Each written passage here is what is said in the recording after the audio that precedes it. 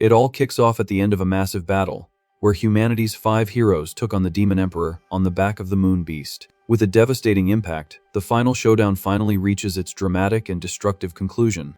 The villain was defeated, but the heroes paid a heavy price, and Faya tearfully calls out for Glan. Beside them, the Sage of Holy Light tries to use healing magic, warning that it's no use anymore. Soika explains that the enemy's final attack was fatal, making it clear that the exhausted Glan won't be able to heal her. Just then, one of the fallen heroes tells everyone to shut it immediately.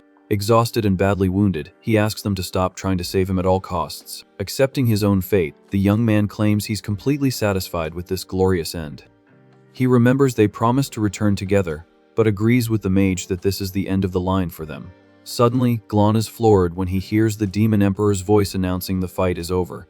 The monster reveals that they were all tricked, because whoever finished him off would end up being assimilated by him. Confused, our main character looks at his own arm and realizes this is the creature's true ability. The demonic flesh begins to spread rapidly, taking over the Immaculate Knight's entire right arm. The terrifying entity says he prefers to call this technique his one and only salvation. Taking control of the situation, the dark mass grows and transforms into a bizarre demonic head attached to the warrior's body. The villain declares that those who defeated him are worthy of becoming his new body to extinguish all life.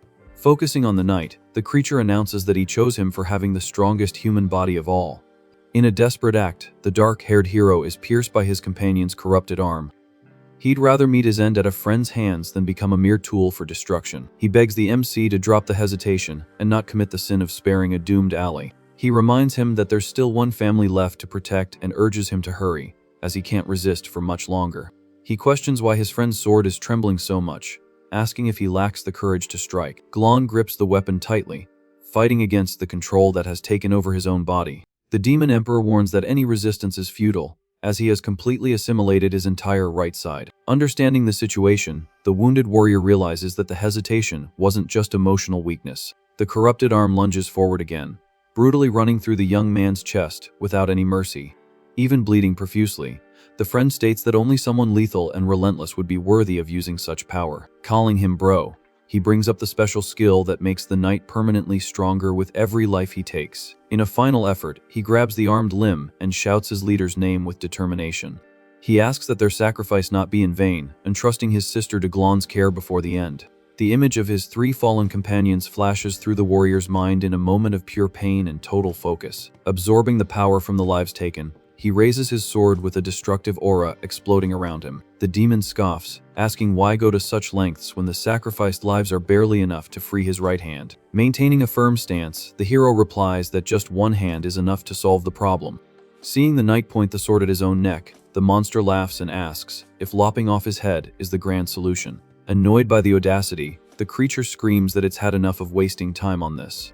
The enormous monstrous hand grabs the blade, warning the human to stop testing its patience. Completely unshaken, Glan just glares at the beast as blood trickles down his face. The holy sword shatters, and the enemy boasts that no attack in the world can harm its invincible shell. The dark aura grows violently, trying to swallow what's left of the desperate warrior's body. However, in a moment of clarity, a doubt arises about the parasite villain's true invulnerability. Seizing the distraction, the protagonist plunges his own left hand directly into his corrupted chest. Brutally tearing out his own core, he proves that the so-called invincibility was a huge lie. Caught completely off guard by the self-destructive act, the Demon Emperor panics and stammers his rival's name.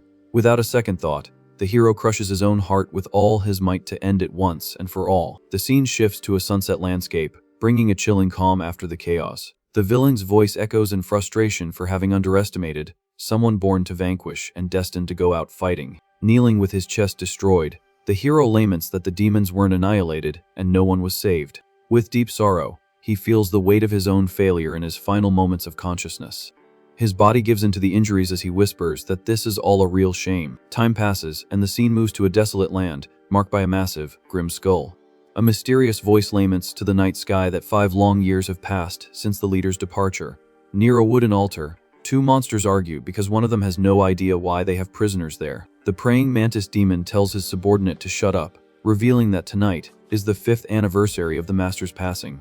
Addressing the crowd, he guarantees that the new generation will never forget the great sacrifice of their creator. Raising his sharp blades, the master of ceremonies excitedly announces the official start of the dark ritual. Without wasting time, a swift and brutal slice seals the fate of the 4 girls offered in sacrifice. The monstrous audience goes wild, roaring and celebrating the bloodbath aggressively. Now, the leader decrees that demonic blood must also be spilled to honor the late emperor.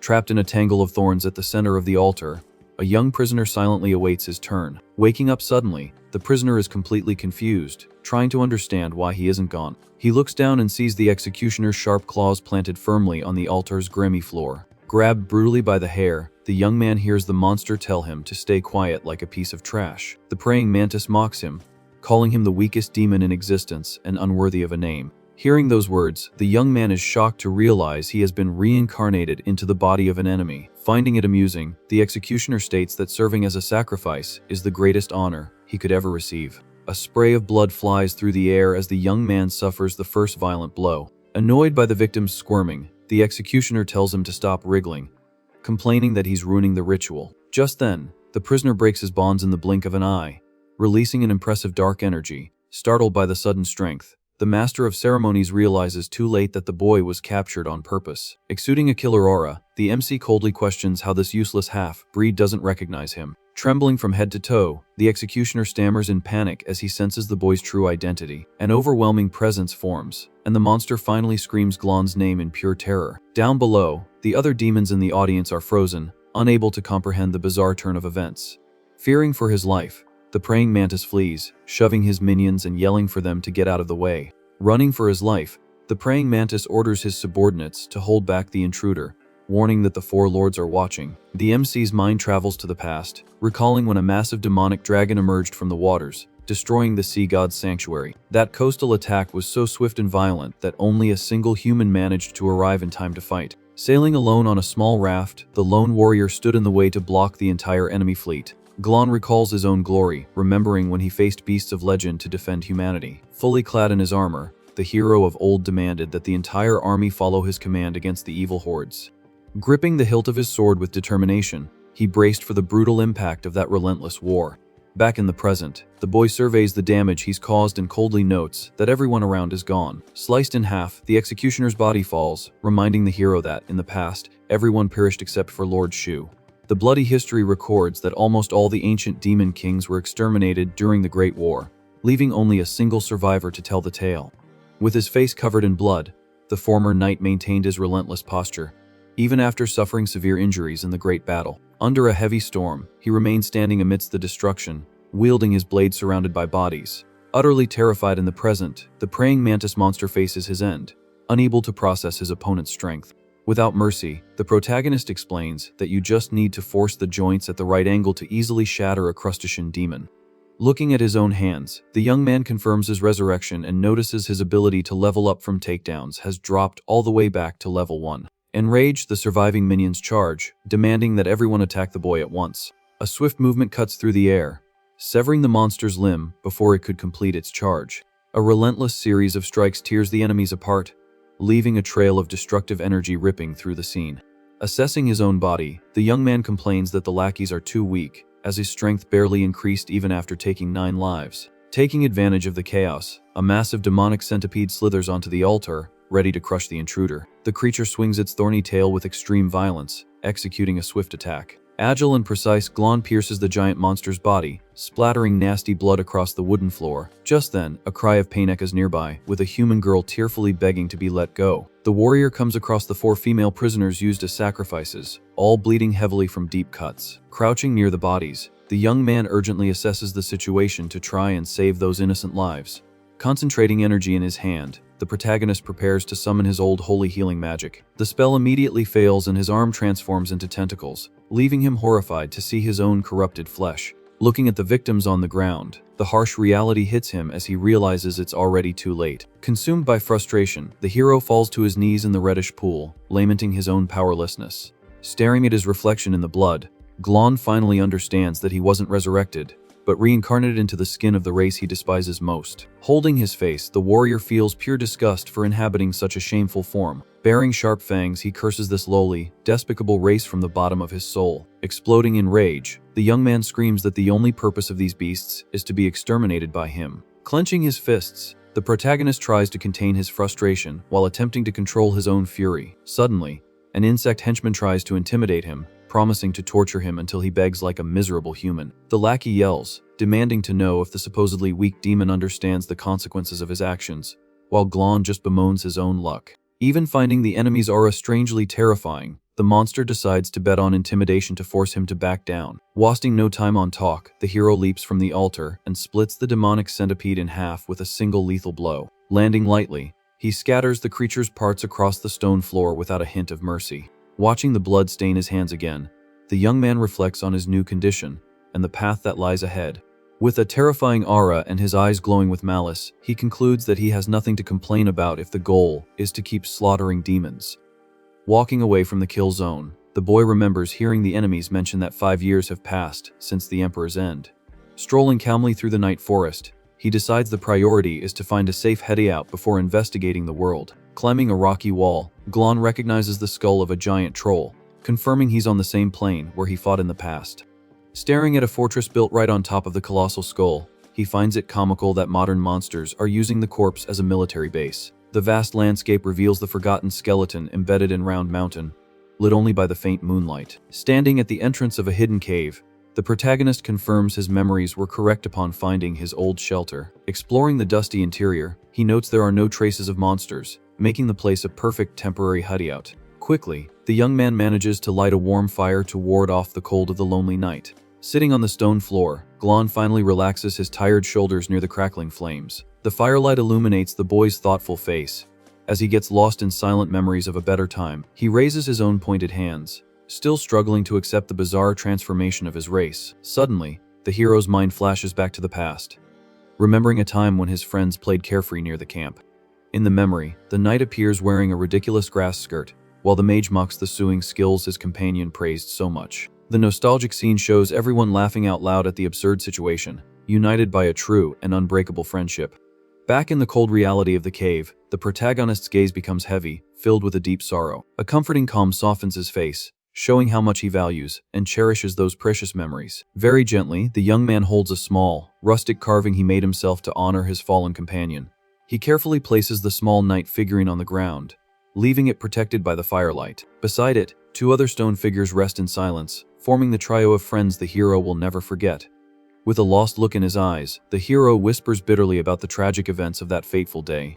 Gripping his own skin, he blames himself deeply, wishing he had been stronger to prevent the disaster. Staring into the cave's shadows, a sharp determination begins to replace the protagonist's initial sadness. Away from the warmth of the fire, Glan remains isolated in the dark, lost in his own troubled thoughts. The flames dance violently, reflecting the spark of vengeance that has just been reignited in the young man's chest. Thinking of the countless lives ruined in these 5 years, the warrior decides to use his current body as a disguise to destroy the monsters from the inside out. Suddenly, a sharp headache hits him, flooding his mind with the fragmented memories of the original host. The memories show the body's former owner being beaten by other monsters, suffering constant abuse for being a weak half-breed unworthy of eating meat. To make matters worse, the minion from Round Mountain was forced to work the land, tilling the soil like a simple, scared farmer. Another memory reveals a rudimentary classroom, where a burly teacher was wrapping up a theory lesson on global affairs. In the school scene, the former demon knelt, complaining about the theory lessons and eagerly begging for practical combat classes. Walking through the cave in the present, Glan analyzes that the monsters of the past were born only to destroy, acting as dumb tools of war. Reaching the exit, he's impressed to realize that in just 5 years, the enemies have put down roots and developed their own civilization. Admiring the beautiful sunrise on the horizon, the hero takes responsibility for the tragedy, lamenting that he wasn't powerful enough to stop it. Bathed in the morning sunlight, the knight renews his great oath, promising to achieve absolute power in this life to completely annihilate the demonic race. The local map indicates the exact position of training camp number 2. This recruit military base is located right at the foot of the gigantic Round Mountain. The demon instructor asks if everyone remembers the current state of the continent, warning that he won't waste time repeating the material. Analyzing the situation, the protagonist concludes that he's more or less figured out the context of the place. In the 5 years after the Emperor's passing, the demons established 5 courts and waged a war against humanity with no clear winner. Changing the subject, the teacher announces that today's main lesson will be about talent marks. He explains that these abilities are innate, because unlike inferior humans, every monster is born with one. But he emphasizes that using this power consumes a lot of internal energy, regardless of race. The strength is divided from 1 to 6 marks, and he warns that it's pointless to talk about higher levels to a bunch of newbies. Displaying his intense aura, the instructor reveals he is a 2-mark warrior and warns that leveling up is extremely difficult. Glan looks at his own hand, noticing he has only 1 mark and needs a real opportunity to test his technique. The teacher continues his speech, stating that reaching 2 marks is the crucial moment for awakening one's ultimate ability. Just then, a recruit violently bumps into the protagonist and tells him to get out of the way fast. Everyone quickly makes way for the arrival of the new lord, considered a military genius. The arrogant newcomer questions who let this useless servant in, while his lackey tells Glan to get back to his hoe. Annoyed by the commotion, the instructor orders them to throw the servant in the trash and announces the immediate start of practical training. He explains that raw power and talent alone don't guarantee a definitive victory in combat. Pulling a heavy chain, the teacher states that tactics are vital, ordering the class to find the creature's weak spot.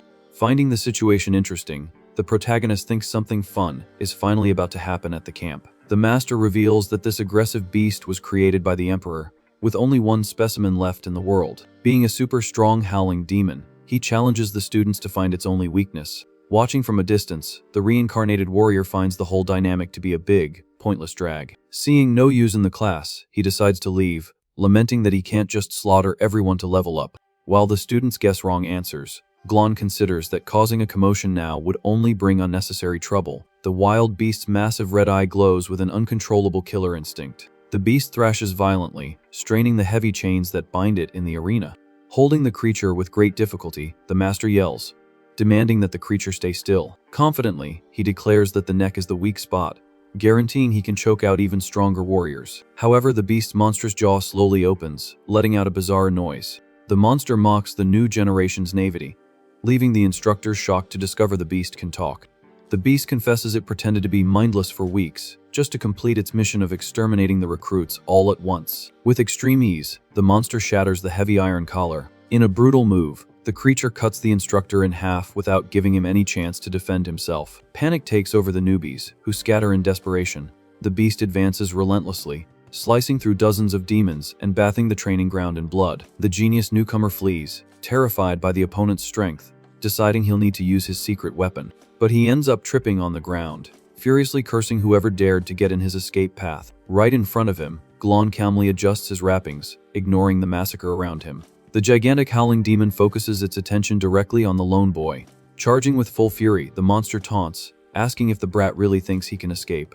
Lying on the dirt, the Blue Lord panics, realizing he has no choice but to use his trick. The beast's destructive aura engulfs the scene as the lethal attack closes in on Glan. Without retreating an inch, the knight faces the danger head on, his eyes glowing with power. Feeling an overwhelming pressure, the creature freezes, noticing the young man's terrifying strength. The monster stops its charge, completely confused for not instilling fear, wondering if the enemy knows its weakness. The beast remembers that its brethren perished many years ago, concluding that no newbie could know that secret. A heavy blow hits the ground, creating a strong wave of dust and destruction across the field.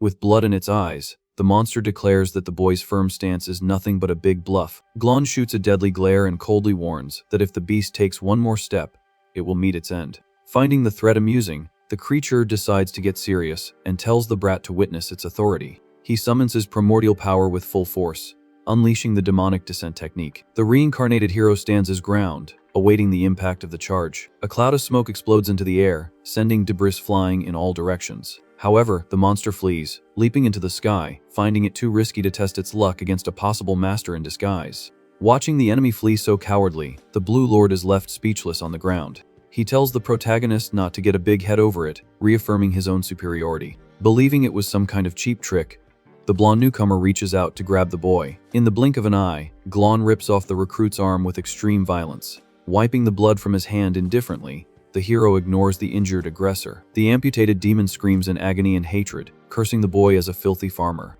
Impressed by the scene, the other recruits surround Glan, demanding to know how he scared off the beast. A brute tells the servant to spill the secret, angrily asking if he's gone deaf. The protagonist recalls the old tactical manual, which stated that this beast's vision only reacts to continuous movement. Satisfied with his strategy, he knows that standing completely still makes him invisible to the creature. Glan scoffs at this generation's ignorance, who read a half-dozen books and acquire a blind arrogance. A lackey checks if the blue boss is okay, who lies, saying his legs just went weak from extreme exhaustion. Overflowing with hatred, the Lord orders his minions to follow the boy and finish him in the most humiliating way possible. He claims that watching that guy's demise will be extremely satisfying. Walking away from the camp, the knight journeys alone through the desolate lands of the Silent Continent. Right behind, the group of assassins plans an ambush using the acid mist of one of their accomplices. The smoke quickly covers the forest as the leader tells them to hurry up so they don't lose their target. One of the minions scoffs at the chase, pointing out that the weak boy's poison doesn't scare anyone. To speed up the capture, the group decides to split up in the thick fog. Suddenly, one of the monsters panics and calls for help, screaming in pain after being stung in the stomach. A brutal poison explosion instantly ends the lackey's life in the middle of the smoke. A violent explosion of green poison erupts from the fallen lackey's body. The dense toxic smoke spreads rapidly through the forest, engulfing the other assassins. Desperate, the demons scream in pain as they feel the poison intensely burning their eyes. As the mist conceals everything, a sinister snake-like aura begins to manifest in the air. Observing the confusion, the protagonist decides to use these disgusting beings to test the applications of his new mark. Glan focuses the energy in his eyes and activates thermal vision to see perfectly in the darkness. Using the Serpent Strike, he channels the power into his arms and hits the hidden enemies without any difficulty. The sound of bodies falling catches the Red Leader's attention, who curses the toxic mist for blinding him. Completely furious, the monster lets out a loud howl while trying to clear the poison by spinning his weapon. From a distance, the knight just watches the enemy's desperation with a chilling calm. Finding the dead minions, the Red Boss scoffs, saying the brat is nothing without the smoke to hide in. Overflowing with hatred, the creature charges at high speed, ready to crush its opponent. In an aggressive leap, the lackey delivers a heavy blow, creating a large slash of dark energy. Standing in the same spot, the reincarnated hero faces the lethal attack head-on without a hint of hesitation. Unable to react, the red demon's chest is pierced in a brutal and lethal counter-attack. Fallen and gravely wounded, the monster begs for his life, claiming he was just following the blonde lord's orders. The protagonist maintains a cold gaze and warns that this pathetic excuse isn't enough to spare him. Desperate, the lackey offers to guide him to the boss's secret cave, guaranteeing the place holds valuable treasures. At this, the boy ponders that absorbing rare items will be essential to awaken the next evolution of his talent mark. The two then walk through the forest until they reach a huge waterfall hidden in the mountain. Pointing to the waterfall, the demon indicates the entrance to the hideout and suggests the intruder go in first. Not trusting a single word, Glan grabs the prisoner by the neck and brutally shoves him against the wall of water. Immediately, the monster's body is pierced by dozens of deadly traps activated at the cave's entrance. With the passage now completely safe, the knight moves forward and ironically thanks the guide for his sacrifice. He walks calmly through the dark, round tunnel that deepens into the wet rock. Far away, a messenger arrives shouting with urgency at the main base built upon the Great Skull. Kneeling, the lackey reports that the howling beast destroyed the camp, but retreated in fear of a simple serpent servant. The mountain's leader finds this bizarre turn of events extremely intriguing. Relaxing on her throne, the Bone Crusher shows great interest in this mysterious, skilled recruit. Back in the cave, the hero stares at a small wooden box, quite disappointed with the lack of options. He finds only a hidden pouch inside, and soon a furious voice tells him to drop the item immediately. The blonde lord storms the place in an explosive advance, ready to retrieve his belongings. Enraged, the newcomer tries to land a direct punch, indignant at the audacity of someone touching his treasure. The protagonist defends with ease and throws the enemy back, making him curse in pain from his injured leg. Analyzing Glan's oppressive presence, the boss realizes why his 5 minions were slaughtered so quickly. Knowing the space is too tight to fight, the monster decides not to risk combat with a weakened leg. He opts for a strategic retreat and flees through the waterfall at full speed. Using his talent mark, the Lord sprouts feathered wings to quickly escape through the sky. Passing through the curtain of water, the reincarnated warrior notes with deep hatred that his target belongs to the bird race. The young man walks out of the cave, staring at the fugitive shining in the air. An aura of dark energy overflows from his body like a sea of darkness. Seized by uncontrollable fury, the power explodes around the boy in a violent spiral. He screams that the winged race is the most cursed of all and the only one that truly deserves to be annihilated. In a terrifying leap, Glan reaches the monster in the sky and grabs him by the neck with brutality. Unable to break free, the enemy plummets in a freefall toward the lake below. Still in the air, the protagonist lands a direct punch to the Lord's face, splattering blood everywhere. Sizing the opening, he follows up with a crushing blow that sends the creature flying with maximum force. With the violent impact, the monster hits the lake's surface, raising a massive column of water. Agile, the warrior lands smoothly, gliding over the water's mirror, like surface with great balance. He stabilizes his posture, facing the enemy with his usual coldness. Catching his breath, The winged demon mocks the boy's bad luck for falling right into the dangerous biolake. Suddenly, enormous monstrous beasts emerge from the water, surrounding the knight from all sides. The Lord explains that those are bloodthirsty mountain insects, and there are tons of them in this region. Hovering safely, the boss announces he'll love watching the brat be devoured alive until only bones are left. He brags about the lethality of those primitive beasts, claiming they could have easily exterminated humans in the past. Paying no mind to the speech, Glan slices the first worm with a quick, dark attack. Moving with mastery, he shatters more creatures with a lethal swing of his serpent arms. A merciless sequence of cuts destroys the aquatic monsters, staining the water with dark blood. Shocked by the massacre, the flying enemy breaks into a cold sweat witnessing such absurd strength up close. Trying to hide his fear, he yells that the young man will pass from old age before he can finish off the entire infinite swarm. Concentrating the power of his mark, the hero's fingertips manifest sharp serpent shadows. A colossal explosion of dark claws sweeps across the water, shredding dozens of beasts in a single instant. Still underestimating his opponent, the bird mocks the speed of the blow, calling him a filthy farmer. Ignoring the taunts, the protagonist accelerates his movements and tears through the beasts in a trail of green light. The Lord continues to mock the survival attempt, insisting that the effort is slow and useless. Confident in his victory, the winged creature tells the boy to await his end as he's worn down by exhaustion. Suddenly, a blast of evil energy erupts from the center of the lake, destroying the entire horde at once. The shredded remains of thousands of worms rain down upon the swampy landscape. In the midst of the destruction, the knight turns his deadly gaze directly toward the target floating in the sky. Using his full strength, he launches a massive serpent of pure darkness toward the blonde lord. The attack grazes the enemy's face, cutting through the wind with crushing pressure. Sweating in terror, the boss can't understand how the young man's speed keeps increasing every second. Silence takes over the place, revealing the water's surface completely covered with pieces of corpses. Focused on his own progress, the young man notes with some frustration that all that slaughter was only enough to reach the second mark.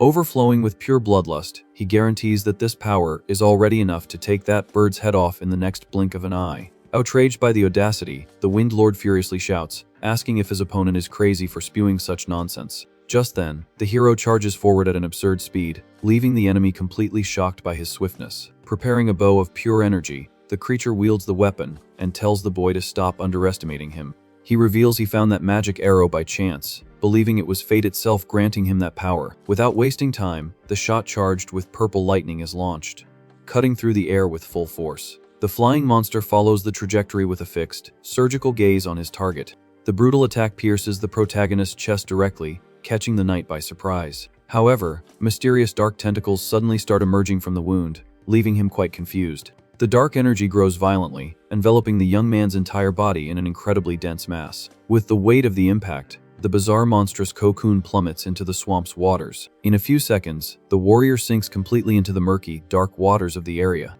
Landing safely on the shore, the bird wonders what happened and if that lethal blow ended the fight. A pink-haired demon girl runs to him, extremely worried, asking if her brother is okay. The Lord reassures his sister, guaranteeing he just dealt with a useless little thief who tried to steal their things. Showing a bloodied item in his hands, he explains that he followed the intruder's feather trail to this spot.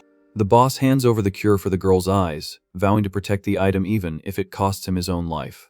Meanwhile, at the bottom of the lake, the hero doesn't understand why the arrow didn't destroy his flesh and instead turned him into this. A serpent of pure energy shines brightly next to his face as he analyzes the strange situation. Suddenly, it clicks, and the knight finally understands what is happening to his new body. An overwhelming charge of purple lightning begins to emanate from the dark waters. He realizes his body acted on instinct, desiring the arrow's power, calling his own form a greedy serpent. The dark cocoon pulsates underwater, absorbing this new, limitless energy. At this crucial moment, the mass of darkness undergoes the classic process of shedding its skin. Tearing through the old shell, the protagonist emerges from the water in an absurd and terrifying explosion of power. Far away, the Lord's sister observes the calm lake and concludes that the enemy sank, completely gone. Relieved by the supposed victory, the monster sighs, stating that they can finally relax in peace.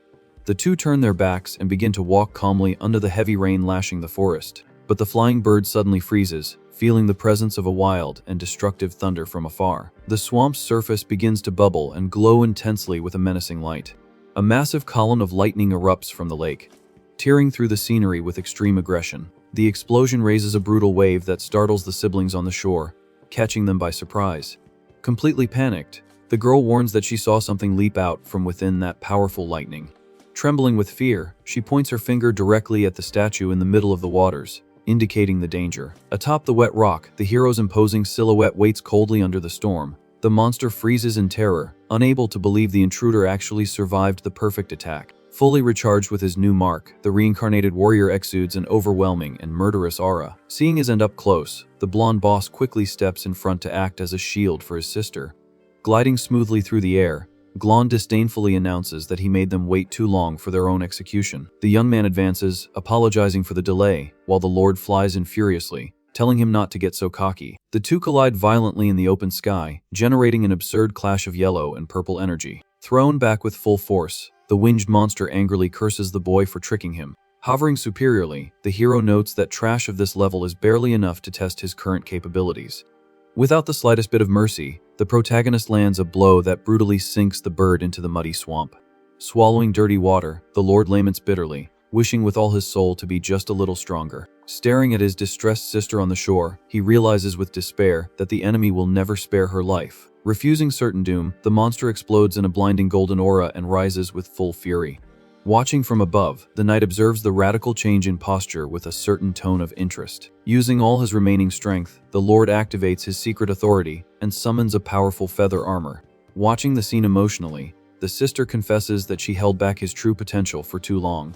With a fierce look, she vows not to let him fight alone again and invokes the ability of her demonic eye. A huge portal gapes open, and a terrifying abyssal creature emerges to join forces in the battle. Completely crazed and bloodthirsty, the blonde lord lets out a savage scream, tearing his vocal cords. Uniting his own spell with the giant beast, the bird fires a torrential rain of arrows at the hero.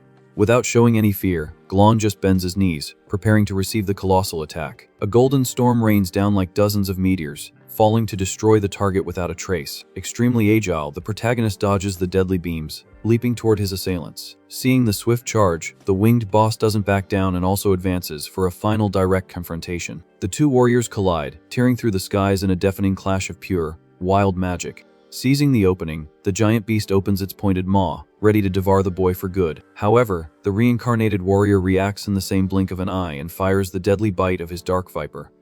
The massive serpent of dark energy pierces and destroys the abyssal creature with a single lethal blow. Watching the blood gush from the explosion, the blonde bird smiles confidently and decides to seize this chance. He dives in a spinning, fierce attack, praising the enemy's coldness for using the beast's own sacrifice as a shield. But Glan repels the golden storm with extreme ease, firing his massive charge of purple lightning. Desperate at the sight, the girl uses her support magic to increase the force of her brother's spiral. Boosted by the new spell, the flying monster's charge transforms into a devastating, luminous tornado. The colossal whirlwind of light blinds everything around and effortlessly swallows the knight's small silhouette. Certain of absolute triumph, the Lord deduces that the violent booms have left the hero completely deaf. Assessing up close, the protagonist admits the power is great, but brings his hands together, focused on his counterattack. Unleashing the full weight of his own abyss, he detonates the black storm directly into the golden hurricane. Seconds later, the scene returns to absolute silence, with the rain pattering on the two siblings floating in the lake. With difficulty, the boss hands over the cure, begging his sister to flee, but the girl refuses to abandon him. Walking menacingly over the water, the knight takes the bloody object from their hands with contempt. Kneeling and defeated in the shallow swamp, the Lord tearfully begs to have his precious treasure back. Understanding that the human eyes served only as medicine, the hero feels a deep disgust for so many cruel and unnecessary ends. Desperate in the dirty water, the Lord begs for mercy, asking Glan to take everything and spare their lives. Holding those two human eyes in his hands, he coldly questions if those people begged for mercy when they were tortured. Hearing this, the girl and her brother are completely shocked and silent, trying to understand what the enemy meant by that. But the hero has no time for hesitation and demands a direct answer, whether those victims begged for their lives or not. The siblings cringe in terror in the water, unable to say a single word in their defense before the boy. With an empty expression and a blood-stained face, the sister finally breaks the silence, stating that she simply forgot. With that, the protagonist brutally crushes the green eye, concluding that he overestimated the emotional evolution of this cursed race. Resting on the lake's edge, the hero reflects that these demons have only changed how they dispatch others for their own benefit. He notes that the essence of treating lives like trash remains the same and bites into a fruit with total disdain for the situation. Analyzing his arm bathed in dark lightning, Glan affirms that this new thunder, focused form has been his greatest achievement so far. However, the reincarnated warrior realizes that using this power consumes a lot of energy, so he can't just activate it all the time without thinking. Meanwhile, at a nearby camp, a lackey calls the region's boss to assess the bodies found nearby. The minions analyze that the two siblings had their heads taken off by a lightning strike, a violent and extremely fast method. Arriving at the crime scene, the imposing mountain leader deduces with great interest that an unwelcome guest has invaded her territory. She immediately orders that any talented newcomer who mysteriously perishes be reported, promising to investigate the case personally. Walking alone through the dense forest, the protagonist continues his journey, seeking to strengthen himself and understand the surroundings. Just then, the dangerous mountain leader appears silently, observing the boy up close from among the trees. The woman approaches him, demanding to know who he is, and the young man lies straight to her face, saying he's just a servant looking for wild berries. Bringing her face close with malice, she recognizes him as the farm slave who supposedly scared off a dangerous monster days ago. Wasting no time on small talk, Glan lunges in a swift attack, aiming for the enemy's neck by surprise. But the boss reacts with absurd agility and immobilizes the boy on the ground, crushing him with her heavy, armored legs. The impact sinks the warrior's body into the earth, leaving him completely pinned by the woman's oppressive, raw strength. She smiles provocatively and warns that he'll need to find some very good berries, otherwise she'll turn him into a nice meal. With that, the demoness walks calmly through the forest, disappearing from view and leaving the young man alone in the hole. The reincarnated hero gets up, massaging his sore arms, and concludes that this level of strength confirms her fourth talent mark. He assesses that his current body focuses on speed, putting him at a direct disadvantage against her heavy, defensive style.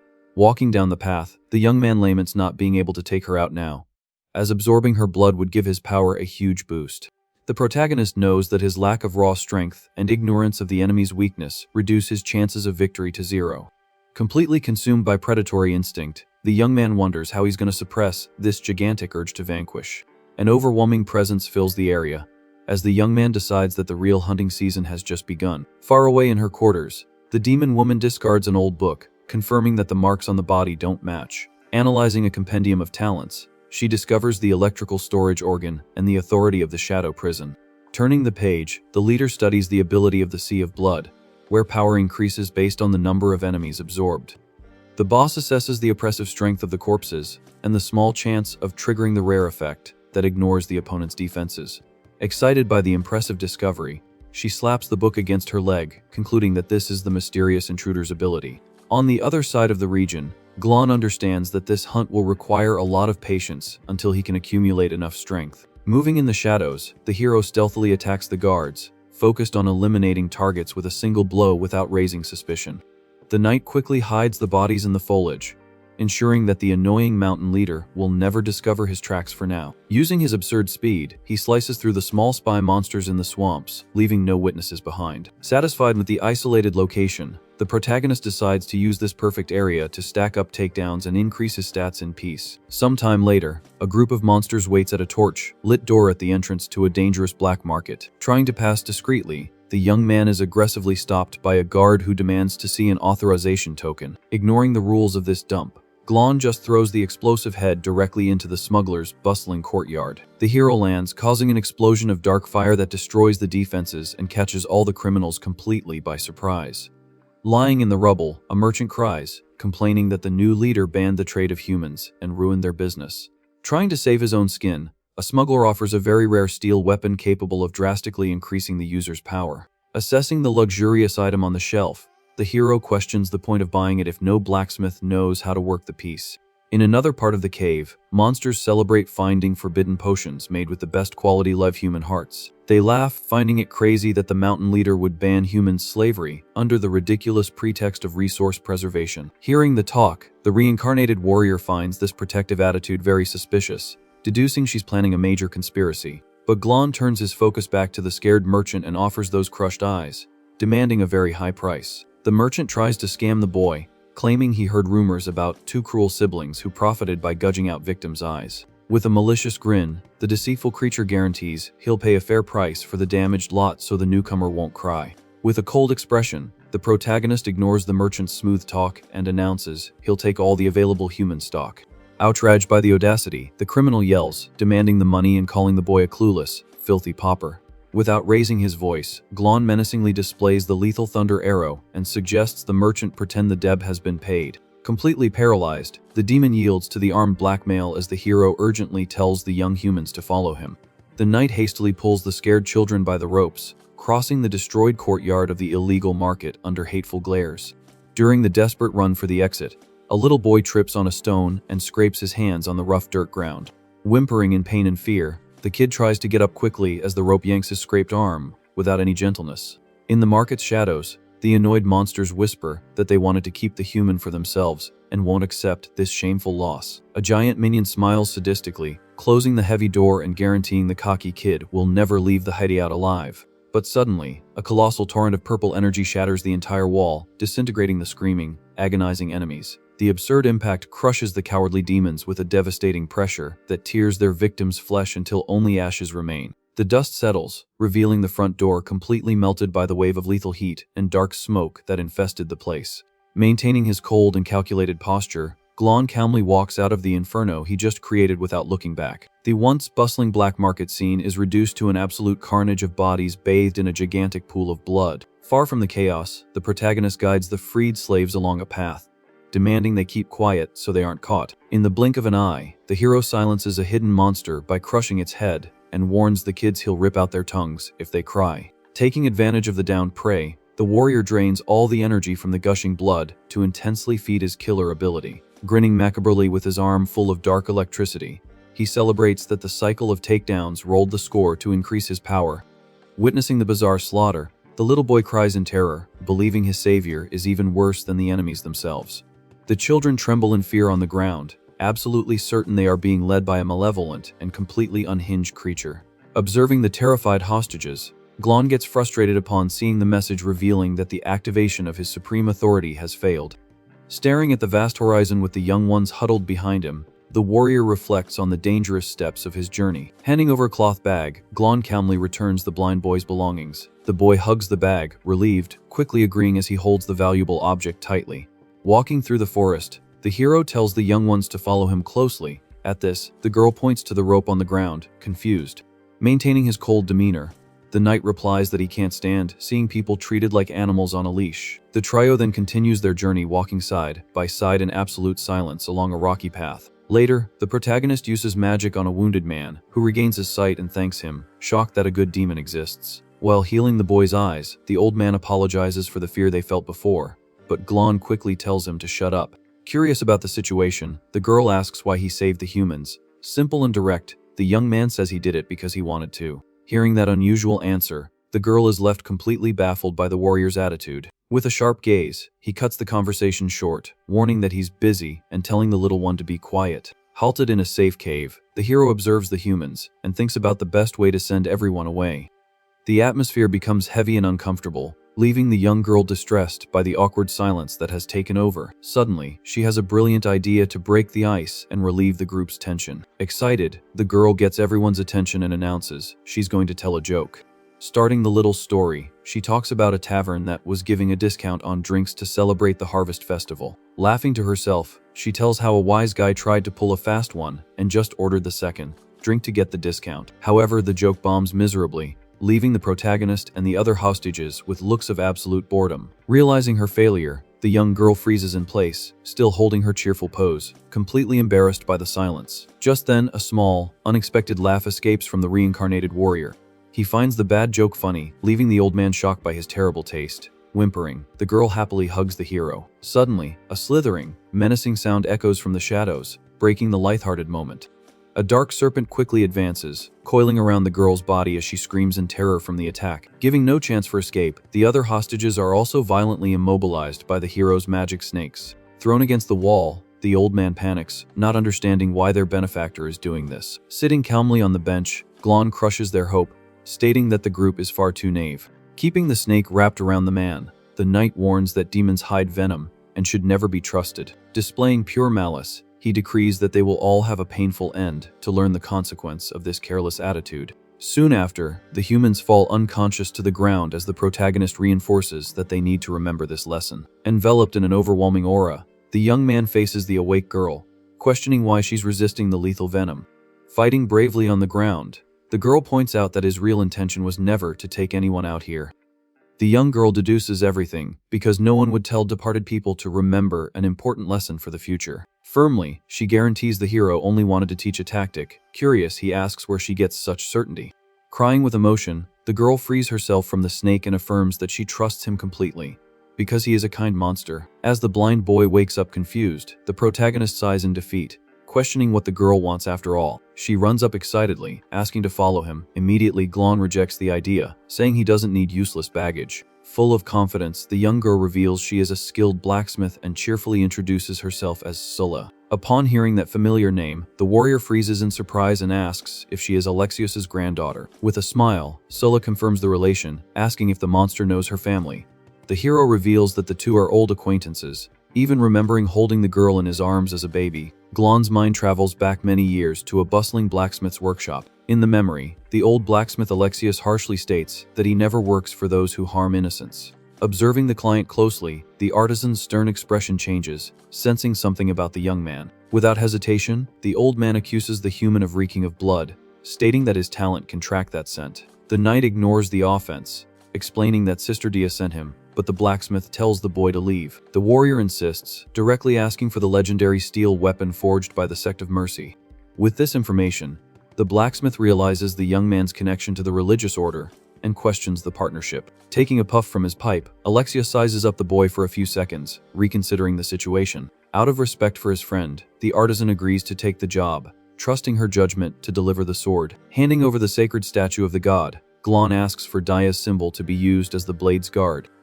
The old man strikes the anvil with his hammer, telling the client to be patient because the work won't be done quickly. As the metal melts, the man excitedly comments that he will seek a scholar to bless his soon-to-be born granddaughter. Sometime later, under a heavy snowstorm, the young hero finds deep destruction as he walks toward the village. The houses are ravaged by war, with only silence and the new sword stuck in the frozen ground remaining. Finding Alexios bloodied in the snow, Glan asks about the weapon while the old man protects the baby in his arms. Struggling to breathe, the blacksmith points toward the door, telling the warrior to get the blade himself. The young man holds the colossal sword engraved with the child's name, discovering the artisan's tribute. Pulling his hood against the wind, the knight holds the crying baby and asks where the little one's parents are. The old man painfully reports that beasts called demons attack the village, slaughtering the family by surprise. The human's face darkens with hatred upon hearing that the beasts annihilated everything in their path. It hits him when the young man hears Alexios question if Sister Dia was also taken out by those cruel monsters. Clenching his bruised face, the hero confirms the loss of his companions, fueling an endless rage. The young man laments the cruelty of fate, knowing the little girl will grow up without ever receiving a blessing of protection. With a pained expression, the knight extends his fingers and offers his own impromptu blessing to the orphan. Little Sulla gives a big, comforting smile, accepting that pure gesture of affection. Giant monsters march in the storm as Alexios's last words suggest abandoning mercy. Walking toward the horde with the sword, Glan decrees that healing wounds is an illusory and useless remedy of that religion. Dragging the colossal blade across the ground, the warrior carves his bloody path, sparing no beast. He advances with blind fury against the enemies, vowing to intercept the evil before it threatens more innocence. In a hurricane of aggression, the hero tears through dozens of beasts, shredding demonic flesh in a total massacre. Delivering colossal blows without stopping, he fells one opponent after another, scattering pieces across the ice. Bathed in disgusting blood and overflowing with crushing fury, the knight embodies the true form of terror. Standing atop the mountain of sliced corpses, the young man decrees that complete annihilation is the true mercy. Returning to the present in the cave, Sulla smiles in wonder, telling how her grandfather always recounted those glorious stories. Chattering excitedly, she jokes that the hero looks too young, completely defying the age he should be. Asked about becoming a demon, the protagonist dodges the question, closing his bag and claiming he just takes good care of himself. Curious about his recent past, Sulla sits on the floor and asks how the knight was captured by the demonic race and brought to this rustic place. The hero sighs, saying it's a long story, and assures her he won't return to her grandfather until he forges his ultimate blade. Excited by the idea, the girl suggests she can do the job herself and quickly asks if he thinks she can handle it.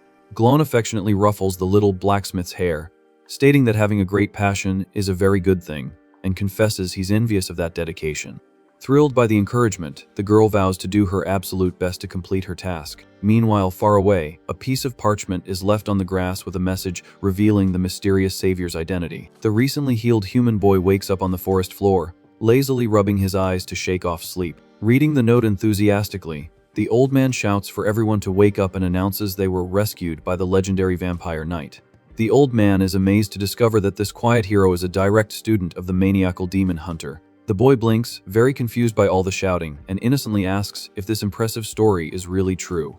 Back in the cave, the protagonist carries an anvil, announcing he has dealt with the trio of enemies and brought the tools. Showing off the finished new workspace, the young girl smilingly guarantees that setting up a simple forge like that was a piece of cake. But she wipes her sweat and laments that the world's only mine for the best material was taken by monsters, making the steel impossible to find. Sighing in frustration, Scylla hugs a tool, complaining that she has all the necessary skill in her hands but lacks the raw material. The warrior then displays a valuable dark ore he picked up earlier, stating that they are very lucky. Tightening the wraps on his arm, Glan reflects that he didn't expect a threat to emerge from the new generation and concludes he needs power, fast. Curious about all the military preparation, the little blacksmith asks where the knight is going. Adjusting his own equipment, the young man coldly replies that he's continuing the hunt, and the scene cuts to the lackey reporting the black market massacre. Soaking in hot water, the leader orders all the bodies to be hung in the square as an absolute warning to the disobedient. The subordinate agrees with a nod and asks how they should go about investigating the one responsible for the terrible attack. Losing her patience, the woman tells the servant to get lost and do his job right, making it clear that it's not her problem.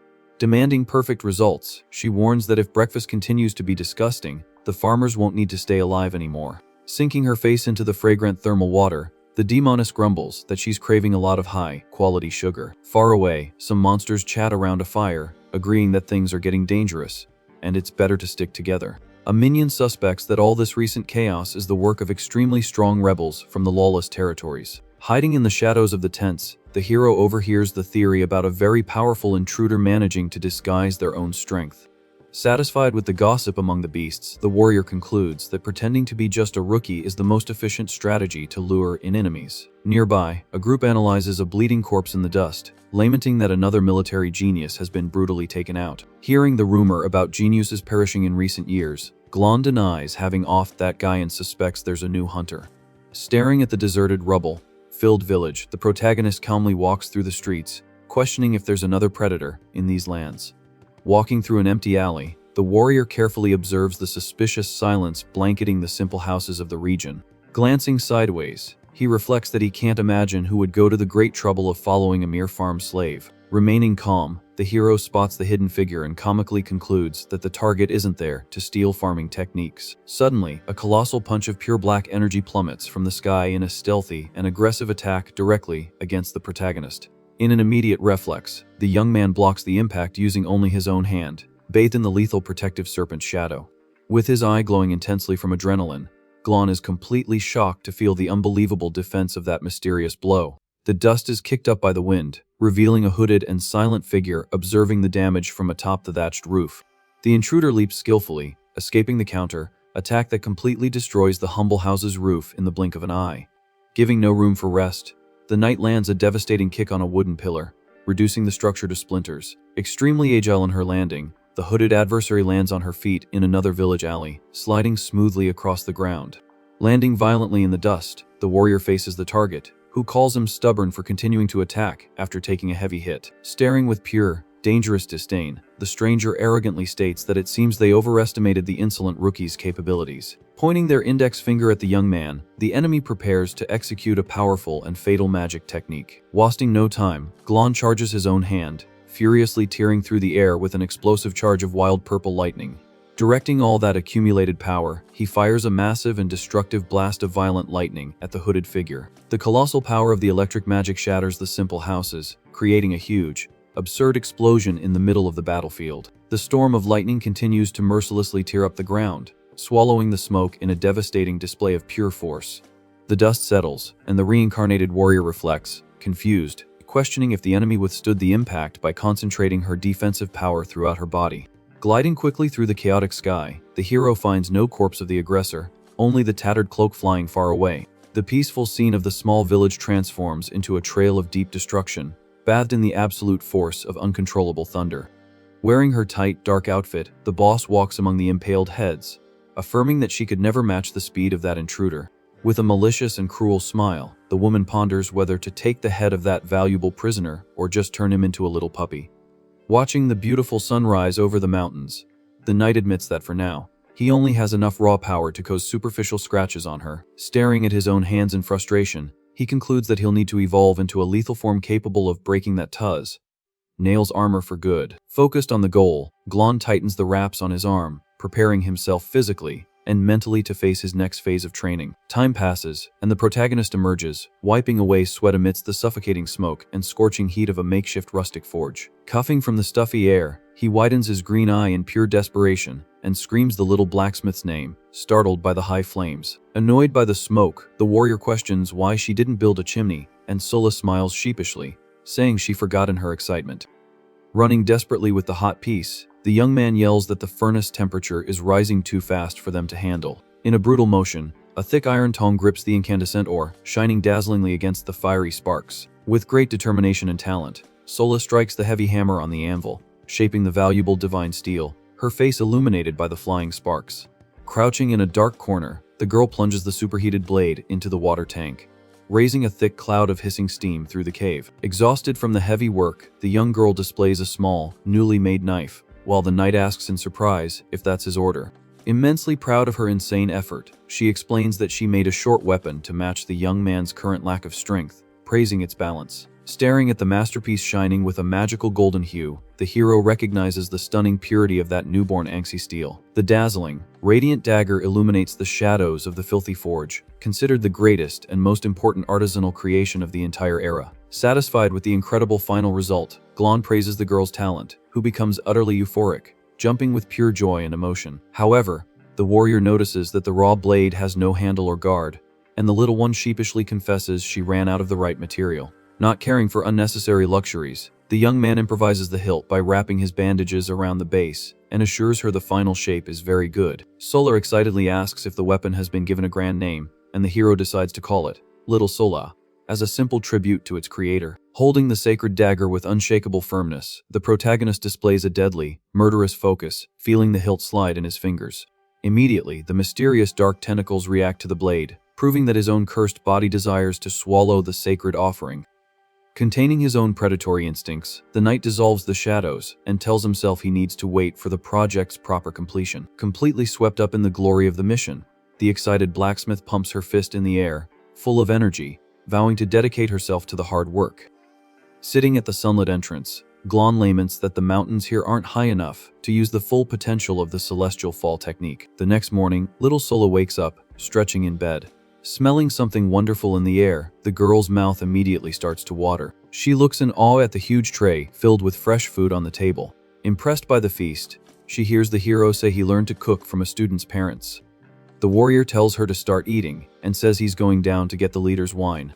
Walking through the fortress corridors, the young man heads toward the main hall. With an extremely focused gaze, he mentally prepares for the imminent confrontation.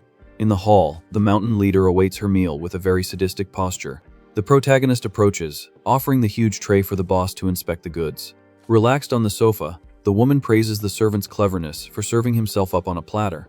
She impatiently orders him to bring the drink immediately. Seizing the chance, Glan throws the food at her and lunges in a stealthy and lethal attack. Completely shocked, the demoness recognizes the rare steel blade in the intruder's possession. The hero shoots forward, warning that her luck has run out, and prepares the final blow. But the leader reacts quickly, summoning her gigantic shield to block the violent impact. Reeling from the impact, the protagonist notes it's a defensive seal and decides to test the enemy's resistance. The boss scoffs, stating that a little surprise of this level is hardly to her refined taste. Unfazed, the boy retorts that maybe he didn't put enough honey in the recipe. With that, he unleashes a brutal sequence of electric attacks directly at the golden shield. The massive force of the thunder collides with the defense, sending sparks flying everywhere. Firm in her spot, the woman withstands the heavy assault without yielding a single inch.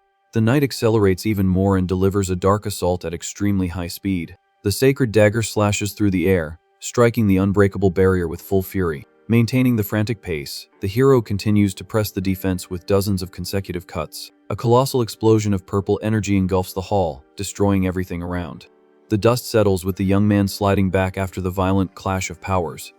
Protected behind the shield, the leader mocks his recklessness, declaring that his energy will soon run out. Observing the enemy's weapon, Glan halts his offensive, realizing there's a much more efficient way. In a swift move, he stumps hard on the castle's stone floor. Immediately, a gigantic web of purple lightning spreads across the entire surface of the hall. Seeing the electricity take over the floor, the woman calls it a cheap trick. She leaps high, trying to escape the dangerous electric traps set on the floor. The knight explains that the technique creates a perfect insulating layer to combat lightning-type monsters. Advancing in the air, he roars furiously at seeing a demonic thief using the skills he himself taught. Completely confused by her opponent's sudden rage, she asks what the reason for all the stress is. Quickly, the boss spins her body, preparing a piercing charge. A gigantic destructive tornado advances, tearing through the wind toward the boy. Glan blocks the heavy attack using his new holy steel blade with great precision. The demoness finds it pathetic to attempt an assassination using such an obvious opening. Suddenly, mysterious serpent tentacles sprout from the shield, immobilizing the leader's arms. Caught completely by surprise, the enemy is indignant at this dirty trick.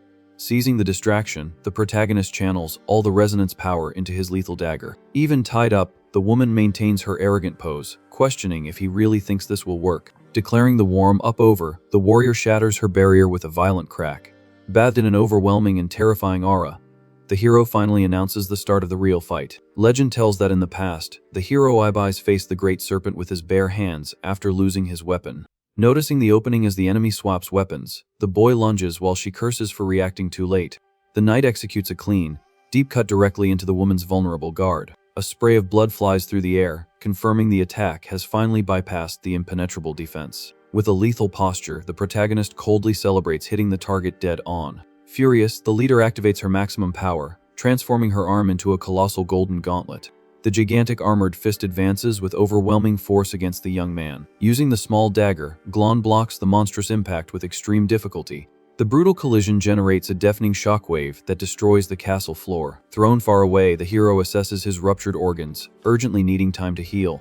The boss quickly pins him to the ground, mocking his attempt to use joint locks against pure brute force. Quite confident, she twists the boy's arm, stating she is an extremely experienced fighter. Pinning her target to the stone, the demoness confesses she even enjoys a good ground grapple. The woman notices his silent agony, remembering only one person capable of enduring so much pain. Staring at the defeated boy, she thinks it's a real waste to just finish him off so quickly. Trying to turn the tables, Glan uses his legs in a tight chokehold against the enemy's neck. Completely relaxed, she ignores the move and asks if the intruder has ever considered working for her. The young man presses the attack, refusing the offer, and the leader bitterly accepts this rejection. Without mercy, the boss delivers a devastating golden punch directly to the hero's chest. The crushing fist sinks in with maximum fury as she screams, wishing for her opponent's end. A colossal explosion of energy sweeps through the hall, sending rubble flying in all directions. The entire tower structure collapses violently, unable to withstand the raw force of that impact.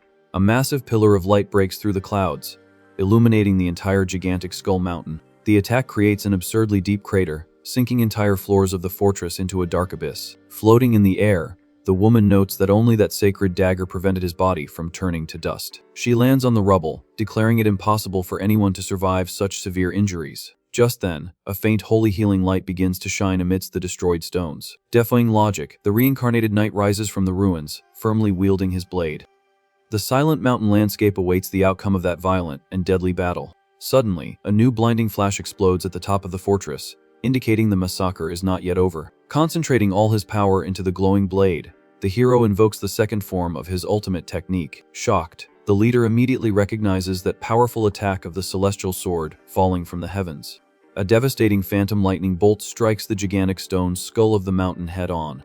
Gravely wounded and on the ground, the woman curses the boy, calling him a filthy demon for his audacity. But the assault doesn't stop there, and a new violent charge of lightning mercilessly descends upon the castle. The absurd force of the impact generates a catastrophic explosion that shatters the surrounding structure. The enormous tower completely crumbles, illuminated by the lethal purple energy tearing through the night.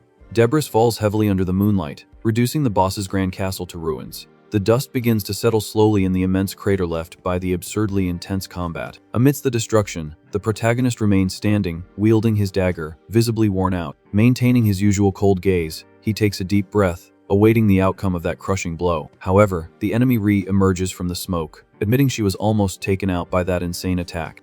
Holding her injured arm, she reveals that in her 2 years as a demon, he was the first to push her to the limit. A colossal magical aura explodes, revealing a giant, glowing seal taking shape behind the woman. Overflowing with unshakable energy, the leader activates her absorption seal and tells the boy to be proud of this feat.